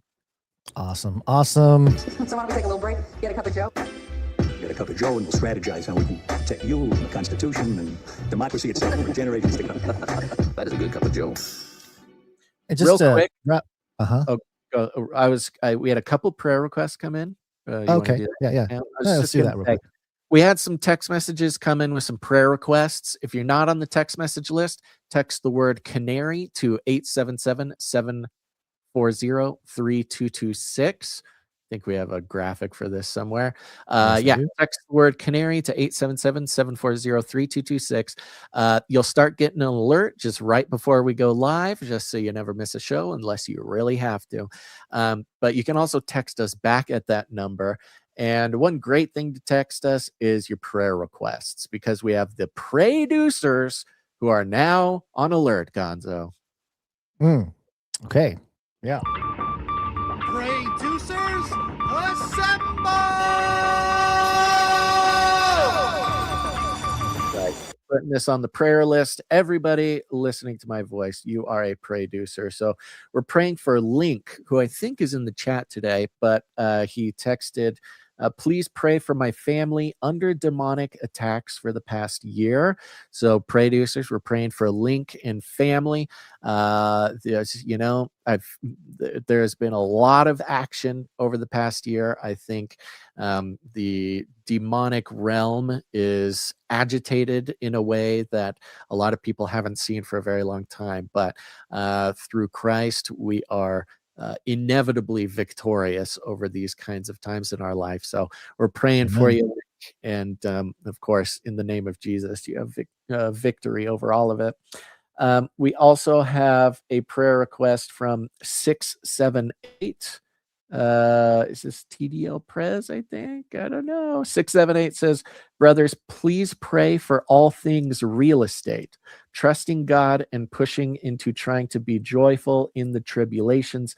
Please call the squad. There you go. So we're, I believe 678 here was the one going through just a atrocious real estate legal battle with a squatter who was also a police officer or something. I hope I don't get the details wrong, but a total nightmare. We're praying for you. 678, God bless you. And I think those were the two that came in. So there you go. Just as because the real estate thing you just mentioned, in California, there's a bunch of houses going on auction for like $100, starting at $100 or $1,000 or something like that. Where? And I think a lot of it is because there's squatters and there's people that aren't paying. It's all sort of, you got to go through the process of confiscating and kicking people out, and it's a nightmare. So yeah, you might be able to purchase a home for cheap, but then you got to deal with people that might be in there. And where was this? Somewhere in California. I forget where. Some spots in San Diego and stuff. But there are full on. I don't know what the proper word for it, or if there's a proper word, but there are dudes like ex-bounty hunters and ex-military guys who make it their specialty to get squatters out of a house, and they use the same laws that the squatters use to stay in the house to move in with the squatters and just make life horrible for the squatters. Interesting tactic. Okay, so you're moving in with them, and all right. I like that. I like that. You can't use violence. You can't force them out. You can't do this kind of stuff. But you can use the same laws to move in with the squatters, become their roommate, and then just force them out in various inconvenient ways. Interesting. Okay, right before we hop out of this section, just thanking our producers. I did want to share that Candace Owens post and then relate it to just thanking all the producers of this show here. Candace Owens posted on March 10th, "People seem upset now that we are discussing occult rituals, blood sacrifices, and witchcraft. Freemasonry is real, as are blood sacrifices and the revelation of the method, parentheses, all discussed by Father Ripperger on Sean Ryan's podcast." Oh, of course. Got to reference Sean Ryan. "This is who we are battling." I think she means the people like the Freemasons and stuff, not Sean Ryan. I don't think anybody's upset that they're disgusting. That's what I'm saying. That's witchcraft. And Freemasonry is real. Like, who told her Freemasonry isn't real? Like, I don't understand like, it's a weird sort of thing to bring Candace, up. And look, I'm not a pro on Candace, but Candace, if you're listening, that's not why people are upset with you. Okay. It's other stuff. No, I did say the CIA industrial podcast complex has accomplished its mission, and I think it's a blessing to be totally independent from it all. Sincere thank you to all of you who supported folks like us through it all. We will quietly continue to do what we've always done, making sure the main thing remains the main thing. And I have the cross emoji there. By the way, the Intel folks of our niche community, we say you're welcome for doing all the research and providing all the content for nearly 2 decades that likely helped formulate the databases used for the operation. And then I got a little testy there. You went ahead and killed off literally many of those who actually deserve credit during COVID, directly or indirectly. But the Lord knows the truth, and we operate fully understanding that we never did this to gain worldly acclaim. The remnant will endure. God will reveal everything eventually. And so it was my way to say thank you to the producers, because without you, we couldn't have remained independent. Like, we would have had to, if we wanted to keep podcasting, we would have had to do what some of these other folks do and sell out in a certain way at a certain level. Yeah. And that really just wasn't our thing. So best case scenario, we would have worked for the CIA. That's best case. That's best case scenario. Yeah, it could have been a lot worse, I suppose. Could have been a lot worse. So there you go. I just wanted to let y'all know that you're appreciated, all of the producers, whether you're coming in with your time, talent, treasure. So there you go. And also to the chat person, I saw in the YouTube chat, they're like, "Oh, no drones in Cali, clickbait title." It's like, scroll back. Like, please just go back to the beginning of the episode, man. And we talked about it. I will say the Lord is testing me more than maybe ever with people's reactions to the show recently. It's just, I know. Lord, open their eyes. Lord, help them. Please help them. It's got to be hard on them than it is. It's harder on them than it is on me that whatever is going on in their mind is happening to, let's say, divert their understanding. Anywho, there you go. Lord help. Yeah. All All right. right. Let's see. We have some Trump things here. This is World War III talk.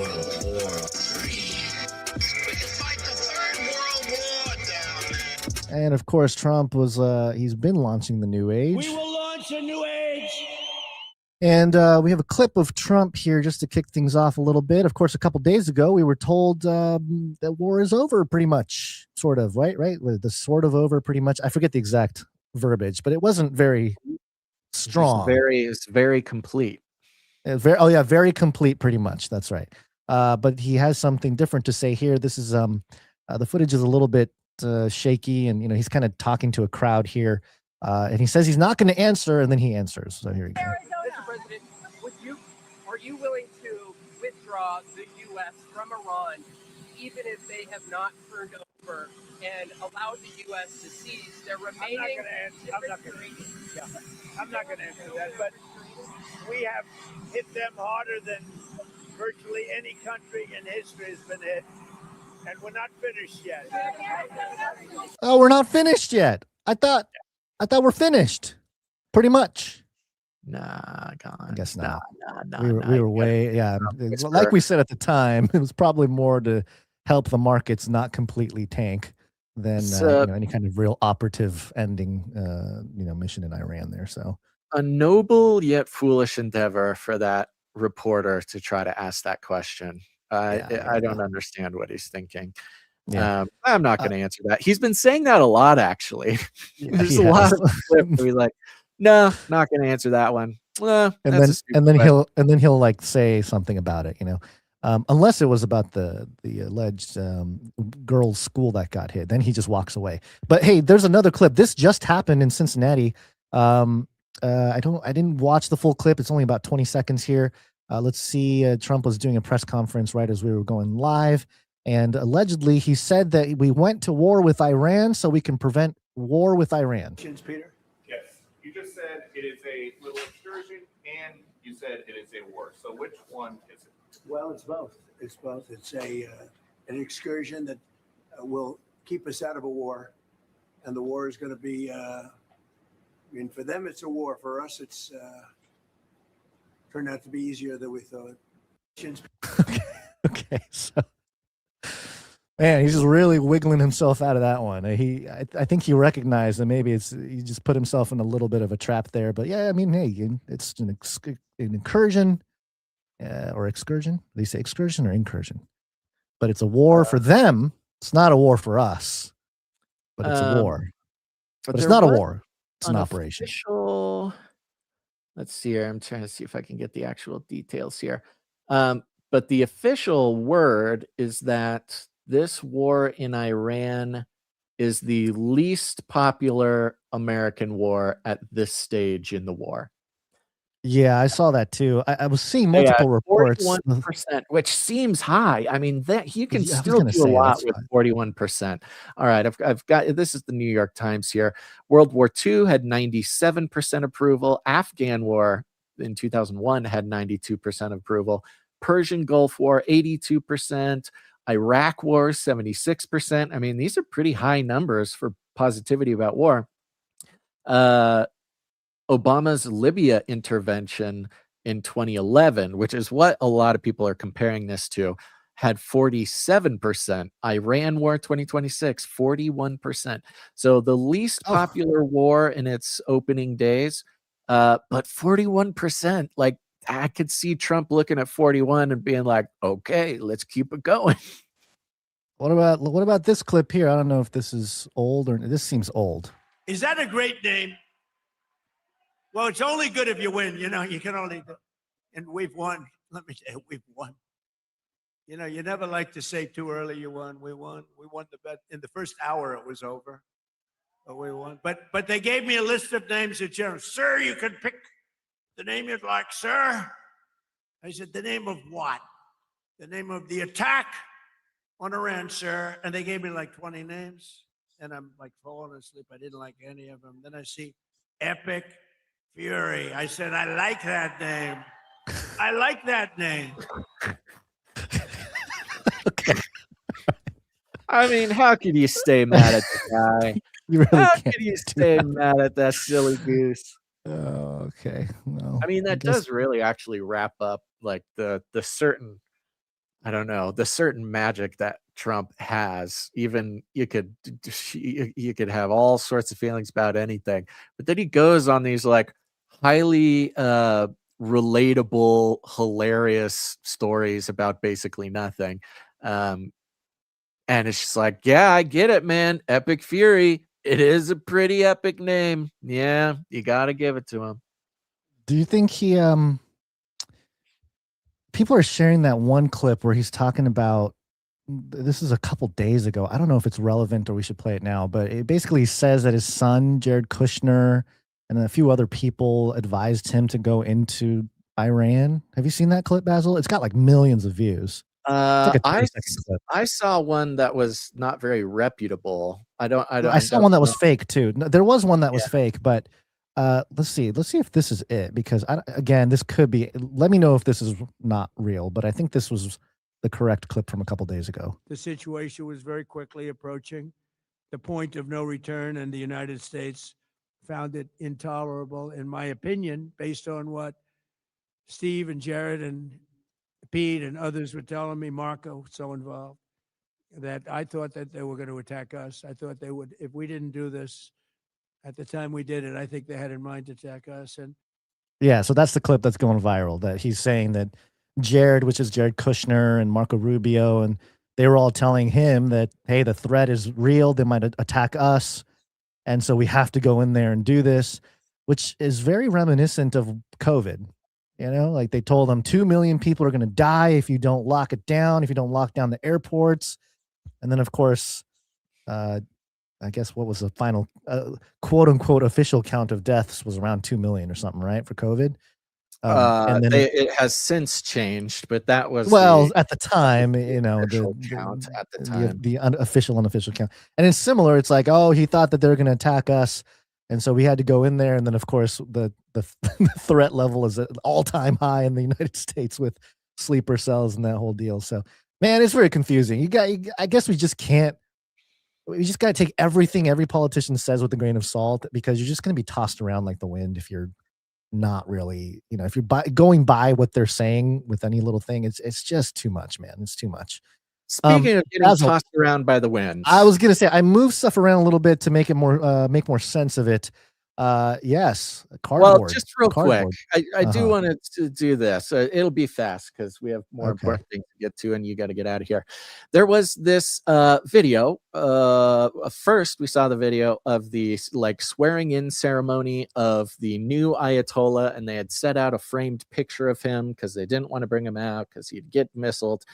He had a knee injury. Okay, he had a knee injury. Then this video started coming out where they were putting a.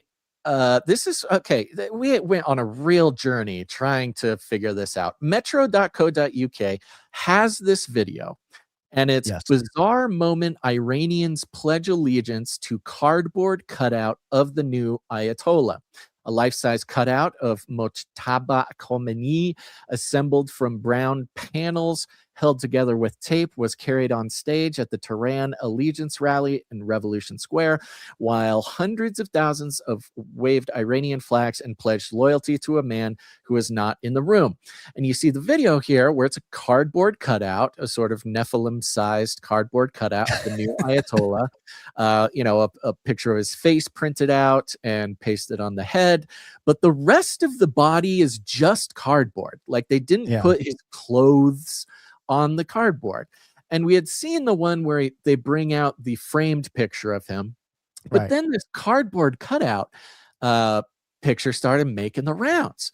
I'm like, oh my gosh, that's pretty funny. Well, I mean, why not? I have no reason to not believe it. Look at that. And then another, of course, the memes are flying off the rails and the cardboard cutout of the new Ayatollah. How funny is that? And then another clip came out of Trump with what's her name? Laura Ingraham? Laura Ingraham, yeah. Ingraham it's angle. On the Laura Ingraham show. Where Trump is showing her in the Oval Office an image or a framed picture And in the frame is a cutout copy of the cutout that they used. You can just Here we play go. that. This is a 10-second clip. There you go. And it's very cool. Oh my gosh. Isn't that great? Just went up yesterday. Wow. And wow. And it's Wow. hilarious. And, you know, right off the bat, I'm like, of course he would. I mean, he's done this in a lot of things. You know, he framed the auto pen. He framed, like, this is part of his gag, is he'll just make a meme out of the White House. You know, he'll do meme stuff at the White House. Totally didn't think about it. Just thought it was funny. Wow, isn't that hilarious?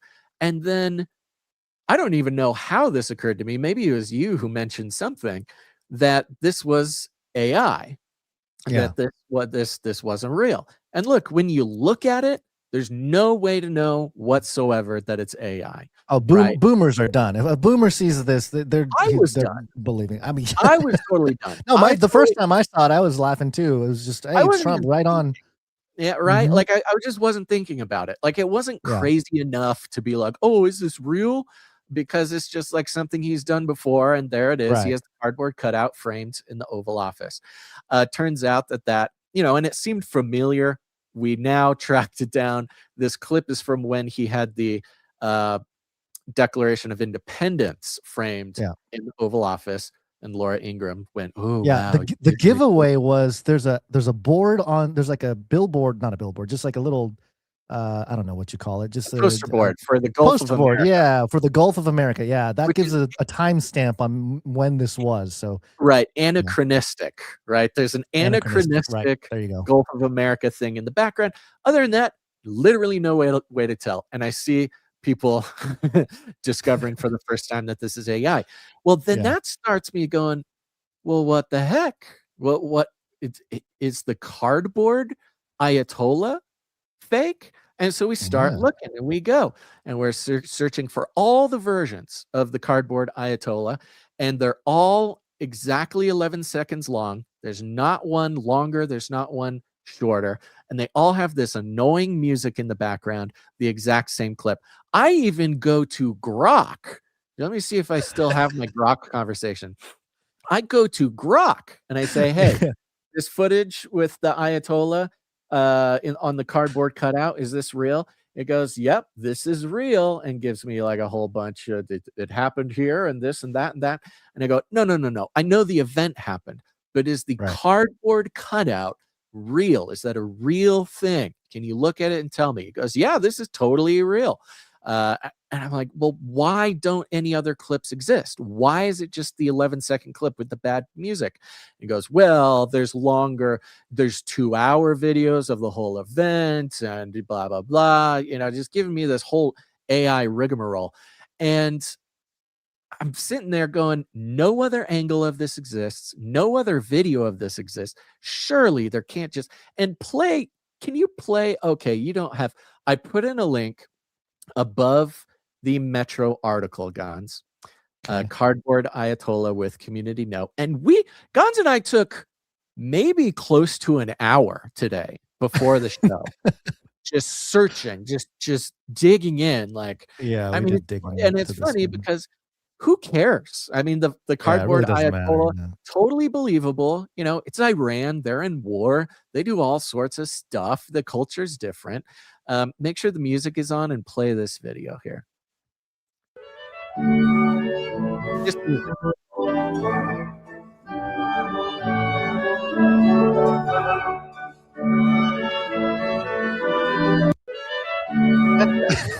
11 seconds. No clip of it exists without that. And I even was zooming in. You can see there's very detailed, very elaborate decorations on stage with all the like Arabic writing and the flowers and the design in the back, right? I was zooming in on that one versus the one a different clip we know is real. It is perfect. It is a perfect, there's no wibbly wobbly nonsense from AI. And I go, this is real. I mean, I don't know why it's so wrong. That other one isn't real. AI is telling me it's real, but no other clip exists that isn't 11 seconds and doesn't have this dumb music in the background, but in my soul, in my very soul, I knew that it had to be AI. And not because it's imperfect, and not because it's impossible, and not because, I mean, it is maybe the most convincing AI video I've ever seen, but because nowhere else on planet Earth did a video of this exist that didn't have the music and wasn't exactly 11 seconds long. And that is just impossible unless it was AI. Well, it took the world way too long to figure this out. Gons, I put one last. Oh, you probably opened it. Finally, did a no, not on that one. The cardboard Ayatollah clip with community note. Finally, they put community notes on it that says this is an AI edited version of the original video that can be found here, and that original video is the original video where they brought up a framed picture of the Ayatollah, and which on its own is like, okay, that's funny. You have to bring up a picture because you can't bring him out because he's going to be missiled, and who knows if he's even alive. But there you go. You make a framed picture, you're Ayatollah. Now they didn't necessarily put a whole lot of work into making that community note, pack it with evidence, but what evidence could you have? Anyways, I'm very, very sad to report that I'm 99.9% sure that the cardboard Ayatollah is not real. And Okay. not that has to be big news, but what I'm sharing with you is the experience that we all need to really hone. Okay. And this goes for Yeah. Christians and PSYOPs. Discernment is really important. Discernment is maybe the most important thing in the world. There's a still small voice questioning if something you're seeing or hearing or reading is real or not. Often, if it's too good to be true, like they brought out a crappy cardboard cutout of the Ayatollah in a sort of hilarious fashion, and then Trump framed it and put it in the Oval Office. Hilarious, no possible way to tell if it's AI except for that still small voice inside you. And if now, I could give the technical discrepancy of if there's only one video that is reposted 10,000 times and they're all 11 seconds and they all have the music behind it, and that's it, there's no other evidence of its existence, it still wasn't enough for me to be convinced that it was fake. AI was telling me that it was real. Grok was telling me that it's real. Now remember, Grok gets its truth from X. So if people are saying it's true on X, then Grok is convinced that it's true. But alas, I am confirming that this one is not true. But it scared me because this is maybe the very first time that even in my most skeptical moments and almost an hour of research and searching to prove that it was fake, could not confirm it 100% or not. Even this community note saying that it's AI is the closest thing that I can get to confirmation of what I know in my heart, and that is that it was AI. So apply this to our own experience, folks. We are there. We are in the place that we talked about in 2016, where we absolutely cannot be confident that what we're seeing is real. And in times of war like this is exactly the perfect point in time to have had the technology come to this indiscernible situation. And if we're not excruciatingly skeptical of every single thing we see, we are just the puppet in the master's hands, Gons. Well, I do want to mention that this Washington Free Beacon article that says Iran displays taped together cardboard cutout of Mojtaba Khamenei as new supreme leader remains out of sight report. And of course, it has that image. Okay, and this article says the makeshift stand-in appeared at a pro-regime rally in Tehran, where organizers brought the life-size cutout of Khamenei onto the stage, according to Israeli journalist Amit Segal. Now, this article, this freebeacon.com article, I found it through Apple News. So Apple News shared this article, okay? Yeah. So, all right. So there's that. Now, there is a link to the according to Israeli journalists. Now, you go to that link, and it's kind of a paywalled article, so you can't necessarily read the article in full. It does not appear to have that image. However, this Amit Segal guy does have a Medium, and so I did track that down. And where did it go? Medium being like a kind of another version of The- Substack. Yeah. Or maybe it was Substack. Hold on. I think it was Substack. You shared with It might have been me. Substack. Yeah, you're right. It might have been Substack. What happened to the tab? Oh no, it's disappeared. So anyway, I did track down the original, I guess, alleged article that this was from. Oh, here it is. Newsletter.amitsegal.net. But this was also published on March 11th. Yeah, And of this course the event headline happened on the 9th. So right, and the headline is Operation Roaring Lion Day 12. Where in the world is Mojtabi Khamenei? And so this, you can say maybe this is Israeli propaganda that's being pushed out there onto the mainstream. yeah, I mean, for it Apple to seems- pick up the Free Beacon article is pretty, I don't know, that's a pretty egregious mistake if you were to ask me when it comes to integral news reporting or Yeah. news shared by something like Apple News. So, man, yeah. that If is it was a mistake, if mistake's even the right word. I mean, And you know, right, Apple yeah. News is famously, they pick and choose what news makes it onto the platform, and it's usually not pro-America news. Right. They kind of act as their own filter for social engineering, Apple News. And Yeah. so, yeah, for that, and never in, I use Apple News all the time as well. It's kind of part of understanding the landscape. And for Apple News to post Washington Free Beacon is, I never in a million years would I have guessed that would be one that they let through. So you have this very kind of clever and twisty propaganda series of propagandistic events here. Apparently, a potentially Israeli-made AI video, super convincing, gets written up by Washington Free Beacon, which is kind of a second-rate conservative outlet, which then gets posted by Apple News.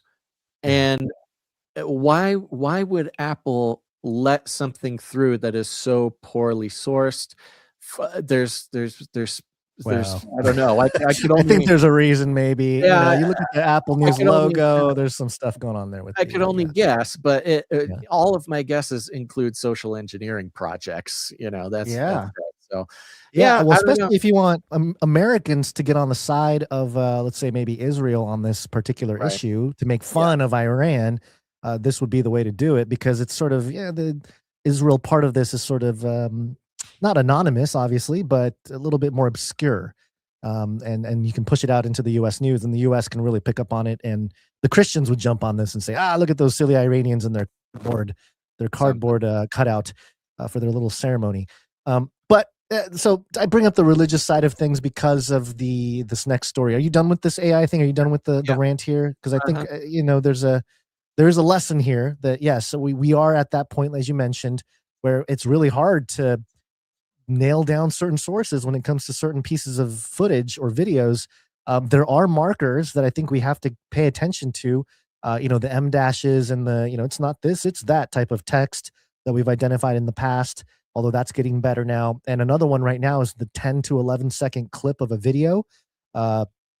Things like Sora, which is the OpenAI video generator. It's gotten very, very good, especially if you're a prompt engineer and you really know how to prompt videos. You can make some really remarkable videos, but a lot of them are like 10 seconds. And I think Grok can now do 30 seconds, whatever. So there's different levels to it, but you just got to kind of pay attention to some of this stuff and not get carried away. Now, in that regard, something hit the timeline in the last couple days that is really it's on par with a lot of like the weird Trump stuff that we've covered the last 10 years.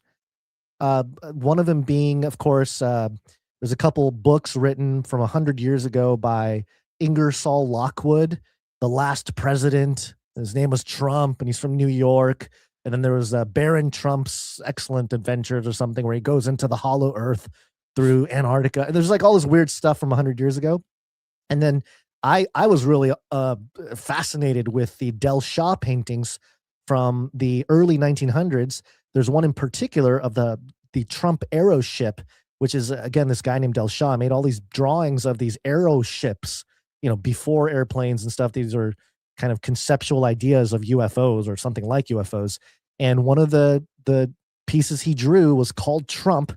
It had 45 on there at the time he was the 45th president. And so there's some weird stuff going on there. And did I lose the... No, I just brought it down so it's not confusing looking at a cardboard Ayatollah while okay, I was about to just go into the footage here. So, okay, I'm back up here. Here we go. So there's a book that somebody found called King of the Jews, a novel of the Holocaust by Leslie Epstein. And it is grabbing people's attention because it's really weird, right? Written in 1979, allegedly. Here's the video. Now, this video is strange also. It's a TikTok video, but the audio cuts out. It does that TikTok sound at about 40 seconds.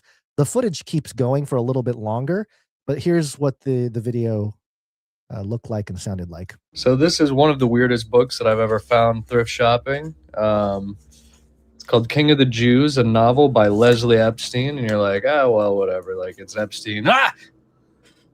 He's showing the picture of the guy. Leslie Epstein. You can read some of this if you want. This is the synopsis.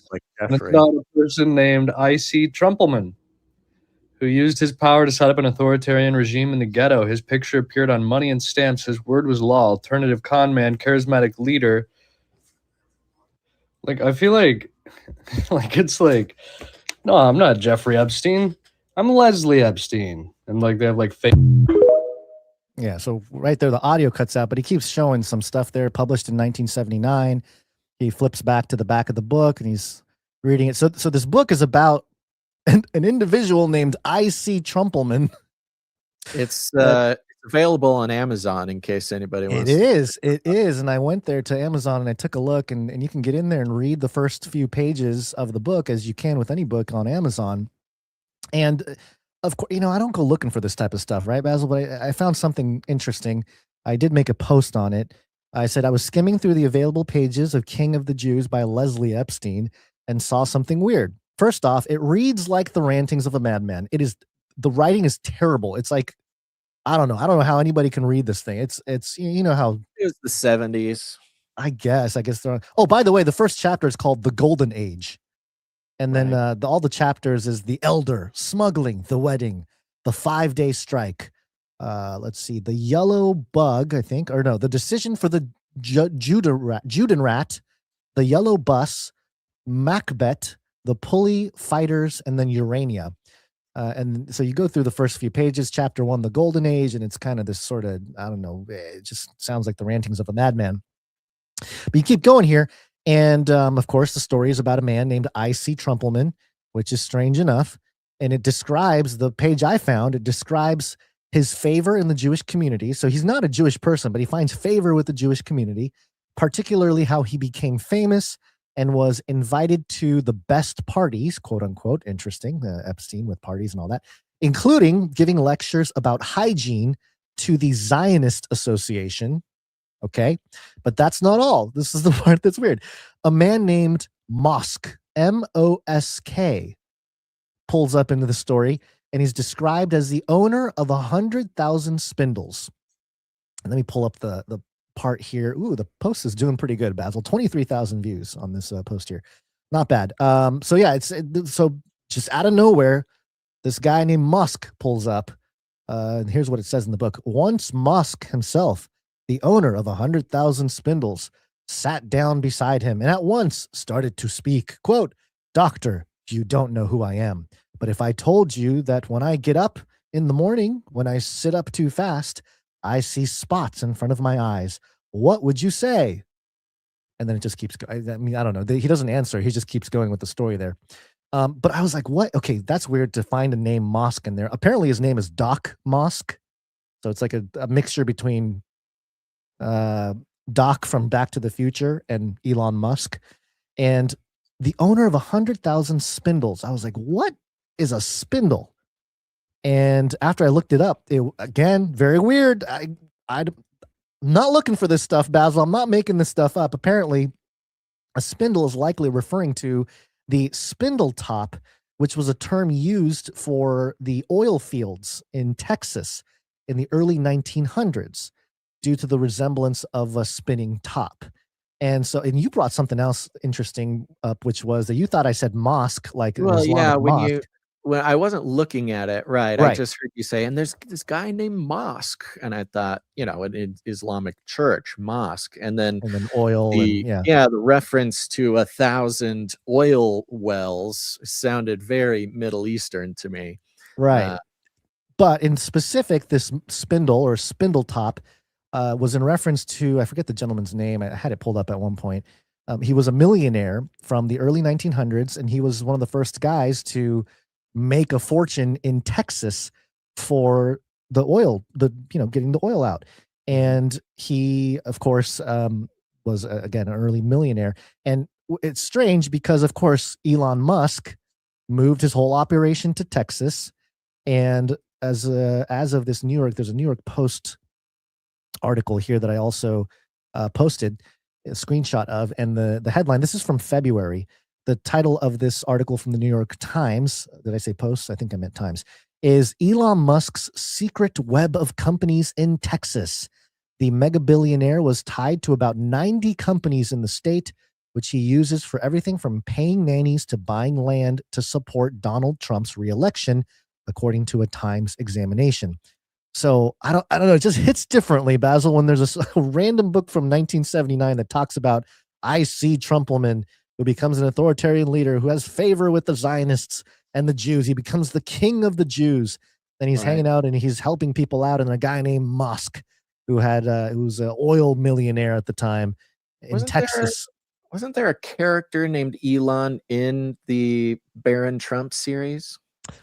There's another story about an Elon that takes over and goes to Mars, I believe. There's like a Martian connection to Elon. So yeah, it's just so weird, man.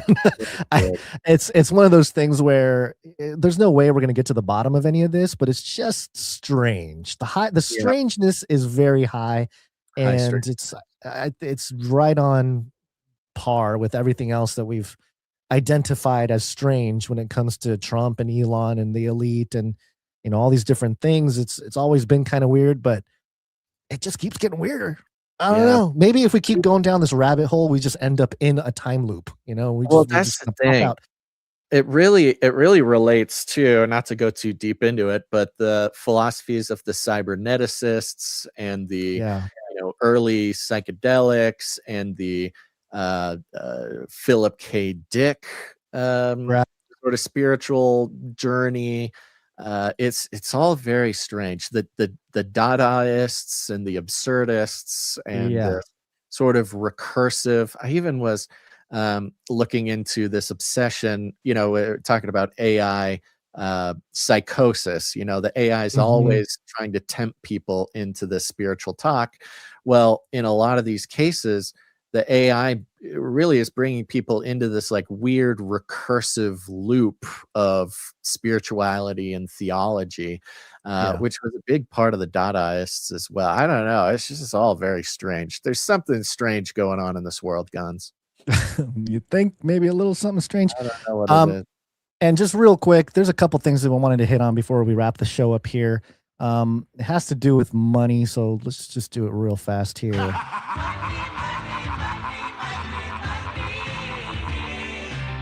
If you're in England, look out. They're taking Winston Churchill off the banknotes. They're adding badgers and what was the other thing? I forget the other one. Hedgehogs. And this is according to telegraph.co.uk. England's new badger banknotes tell a dismal story of national decline. We are telling, this is a subtitle, we are telling the world that we care less about our nation's history than cuddly carnivores. Oh, that's actually an article written by an author who thinks this is a bad idea. I was looking into it, and it is just all these progressive UK people like, yeah, get those evil men off the money and put a parrot on it. That's what we need. And it has this weird, kind of, I mean, the money's, look, that's a very powerful, esoteric It might be sort of it might be the most testing powerful magic reagent. trick. Of course, we have the Mhm. all-seeing eye on ours, and it's a whole Yeah. thing. So for a country, especially the UK, to be starting to take the great men of their history off of the financial instrument, especially considering, the city of London, the London sort of banking cartels, the history of economic control from the crown, etc. I mean, it goes deep. I don't need to do Yeah, it and there here was and a now, but everybody gets it. But it's a Yeah. pretty big deal. It is, and there was a lobster see, this is another thing with the AI. There's video footage of a lobster statue being put in front of the raging bull for the New York Stock Exchange, Yeah. and people are saying that, hey, this might be AI, Claude, Claw, and all this kind of stuff with the different references there. But I couldn't nail down the footage, so I didn't want to bring it yet because, again, I don't know if it's real footage or if it's just AI. But we got this news, or at least I saw this news about the UK removing Winston Churchill from the banknotes and replacing it with creatures like hedgehogs and badgers from Polymarket, which reminded me that there's a quick story here. Polymarket partners with Peter Thiel's Palantir to build AI-powered oversight tools. It's finally happening, Basil. Palantir is here. Yeah, I mean, Thanks to our sponsor, Palantir, artificial intelligence surveillance state. it was Yay. concerning when you brought the Palantir tweet about the hedgehogs and the badgers on the UK money. So I go to Polymarket to say, okay, let's see where the votes are at. Like they're tweeting it, so there must be a bet about it, and people are Right. betting what animals get put on the thing. Doesn't exist. They're just tweeting news totally unrelated to what's going on in the Polymarket market, which is really weird, right? You see their tweets and you're like, oh, they must be getting this information from their predictive markets, which is like the whole point. That's why Polymarket is partnering with big news corporations. But then this comes, Polymarket, the world's premier prediction market, has partnered with Palantir Technologies and TWG AI to build an AI-powered, fully monitored and compliant system that ensures sports prediction markets are safe, fair, and transparent for all participants. That means that they're not safe, fair, nor transparent. When you have Polymarket and Palantir bragging about their transparency, it's about something else, okay? They're not going to fool us. Polymarket CEO Shane Copland expects that the collaboration will help fans and teams engage confidently with sports markets. Why? I'm glad Palantir is helping out the sports fan. Why does Palantir want to help the sports fans? The partnership leverages expertise in AI, data integration, and security to promote transparency, trust, and reliability, as noted on a Tuesday press release. That's 2 paragraphs in a row that they use the phrase transparency. Vergence AI, developed last year with Palantir and TWG AI, will be the core infrastructure. It combines advanced data analytics, AI, and financial monitoring capabilities to track trading activity in real time and identify anomalies. Sure, great. Anomalies, okay. I'm Wait, sure are they gonna call out the insider trading going on, or is that an anomaly? Anytime somebody makes a bet of like, hey, some drones are gonna hit California coastline. Here's $100. Oh, hey, look, he pulled out 50,000. How did he know? Makes you wonder if the repeated news and celebrated news and reported widely news of, an insider bet on boots on the ground in Iran. An insider bet on when to bomb Iran. An insider. And, you're kind of reading this over and over and over, and you're going, well, that's weird. It's sort of celebrated. It's sort of good. It's like normalized. It doesn't seem like right. But now you can see that series of reports and celebrations of insider betting seems to be just the narrative buildup to encourage Palantir integrating with the betting markets. It's great. And actually, I did it. I did a deep dive because my first reaction was, oh man, this is starting to sound like Minority Report, which is a 2002 movie with Tom Cruise. You got those women who are genetically modified called the precogs. They're in goo, and they can kind of predict crime or whatever. Yeah. And I looked into it because I was like, oh, maybe they're kind of trying to build something like that. But in that movie, the government has this surveillance capitalism going on. They have biometric advertising, all this stuff. And the gambling markets are underground. They're apart from this surveillance capitalism. And that's where the crime happens, right? So, in fact, this timeline where we're getting Polymarket coming together with Palantir, it's actually worse. It's worse than the Minority Report. Plot line. It's like, man, so the criminal underground is merging with the surveillance capitalist state. This is not good. It's good. It's good. The government, the betting, it's all going to be good. It's fantastic. Great. I'm happy. Which, by I don't know what the animal thing is, but just one last story. I just have to mention it. We're not going to deep dive. Florida sheriff clarifies no dolphins kidnapped anyone to build an underwater city. There was a Florida man who claimed he was kidnapped by You should dolphins. just leave it there. I'm glad that the Florida sheriff is clarifying that no dolphins kidnapped anyone. I am convinced that this is all true now because the sheriff is coming out saying it didn't happen. So that makes me think it actually. We'll talk about Dolphin Man. I might talk about Dolphin Man tomorrow. It is an interesting story that's kind of flying under the radar. All right, we just have a handful of producers I want to thank before we land the plane here. These are producers who came in under the executive producer amount, but we're so grateful to them. Starting with producer Rebecca T. Rebecca T, thank you. Rebecca T is on a 5-episode streak now. Rebecca T making it happen. And Rebecca T comes in for 45.67. See what she's doing there? She came in for 2, 3, 4, 5, then 3, 4, 5, 6, 7. Wait, 3, 4, 5, 6. Now 4, 5, 6, 7. Very creative, Rebecca T. Thank you, Rebecca T. For it, and thanks for having some fun with the numbers there. Appreciate it. Producer Gene G came in for 11.11. Gene G, 11.11. Thank you, Gene G. And to my knowledge, that concludes the producers for today. Of course, Cage Rattler Coffee, everybody. Go to cagerattlercoffee.com. Oh, you know what? I will thank the under 777 producers because they are on streaks. Mrs. Tinfoil Hatman is on a 195 episode streak. Yeah, she's on a streak. Veronica D is on a 559 episode streak. Oh, her too. She's on a streak. Sir Scott is on a 604 episode streak. Sir Casey's on a 609 episode streak. Sir Casey, the Shield Knight. There we go. Beautiful. Thank you very much. Thank you. And of course, we got to thank our time stampers. Thank you to our time stampers. Yeah. Timestamp, it's hard work. Timestamp. Morgan E came in and did the timestamp for episode number 921. So thank you very much, Morgan E. Thank you very much, Morgan. Appreciate you. Old Dirty Shinomi 420 on YouTube says, wait, you mean the tweaker was lying about the dolphin kidnapping?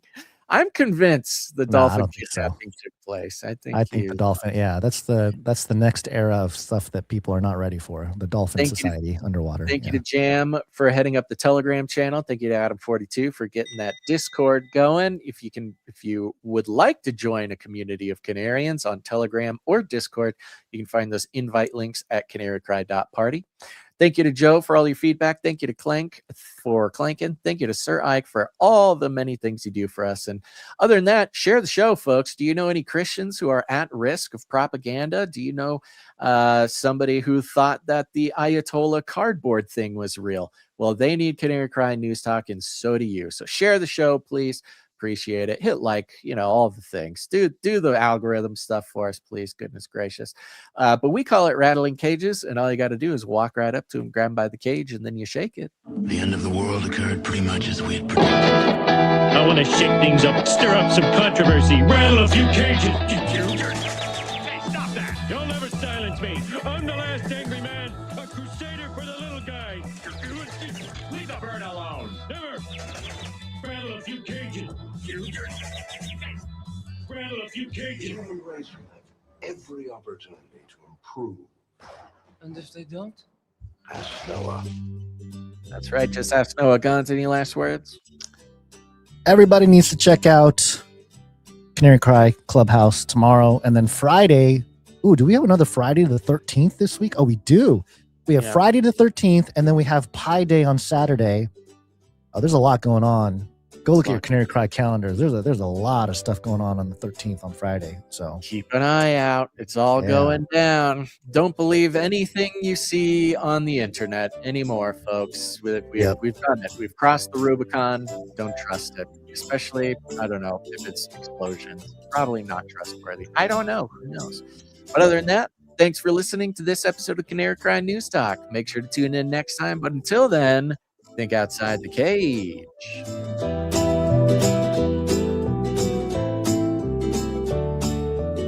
We're all gonna die.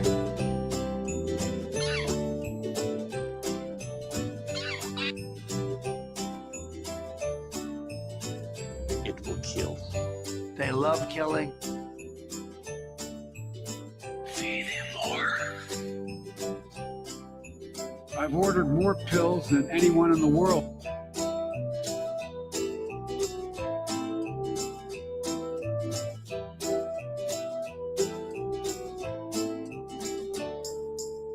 Remember, reality is an illusion. The universe is a hologram. Buy gold. Buy!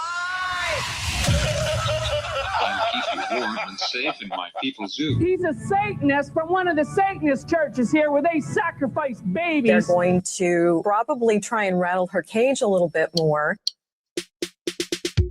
Circle back, but I'll have to circle back. Circle back, but I'll have to circle back.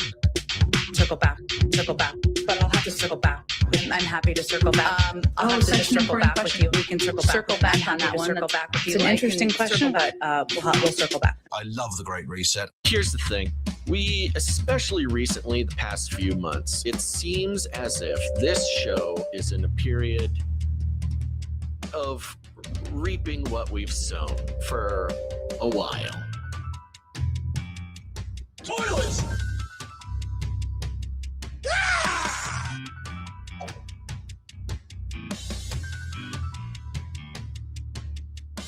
The world is at risk of a nuclear Armageddon. Armageddon's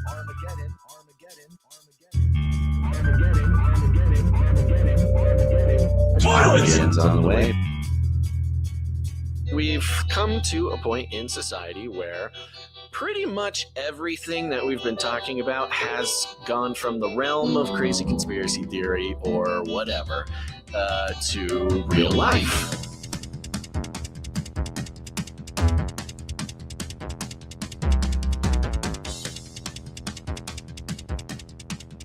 I love the Great Reset. Where do we even go from here? We're all gonna die. Armageddon's on the way. This is the United States of America. Giant storm coming. Son of a bee sting. Give me a break.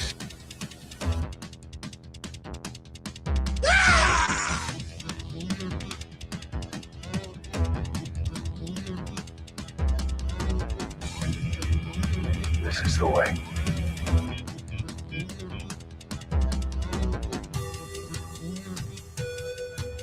We will hunt you down and make you pay. We are in a strange season with even some of the crazier things we've said over the years coming into reality.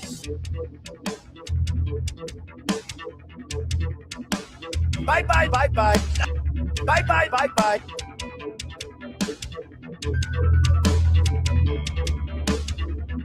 people who know what's going on and see the absurdity, and then people that are completely within that bubble. Do not come back, you Nazi psychopaths. Bye. I'm out of here. Bye. Value for value. We take no money from corporations, commies, or cartels. Canary Cry, not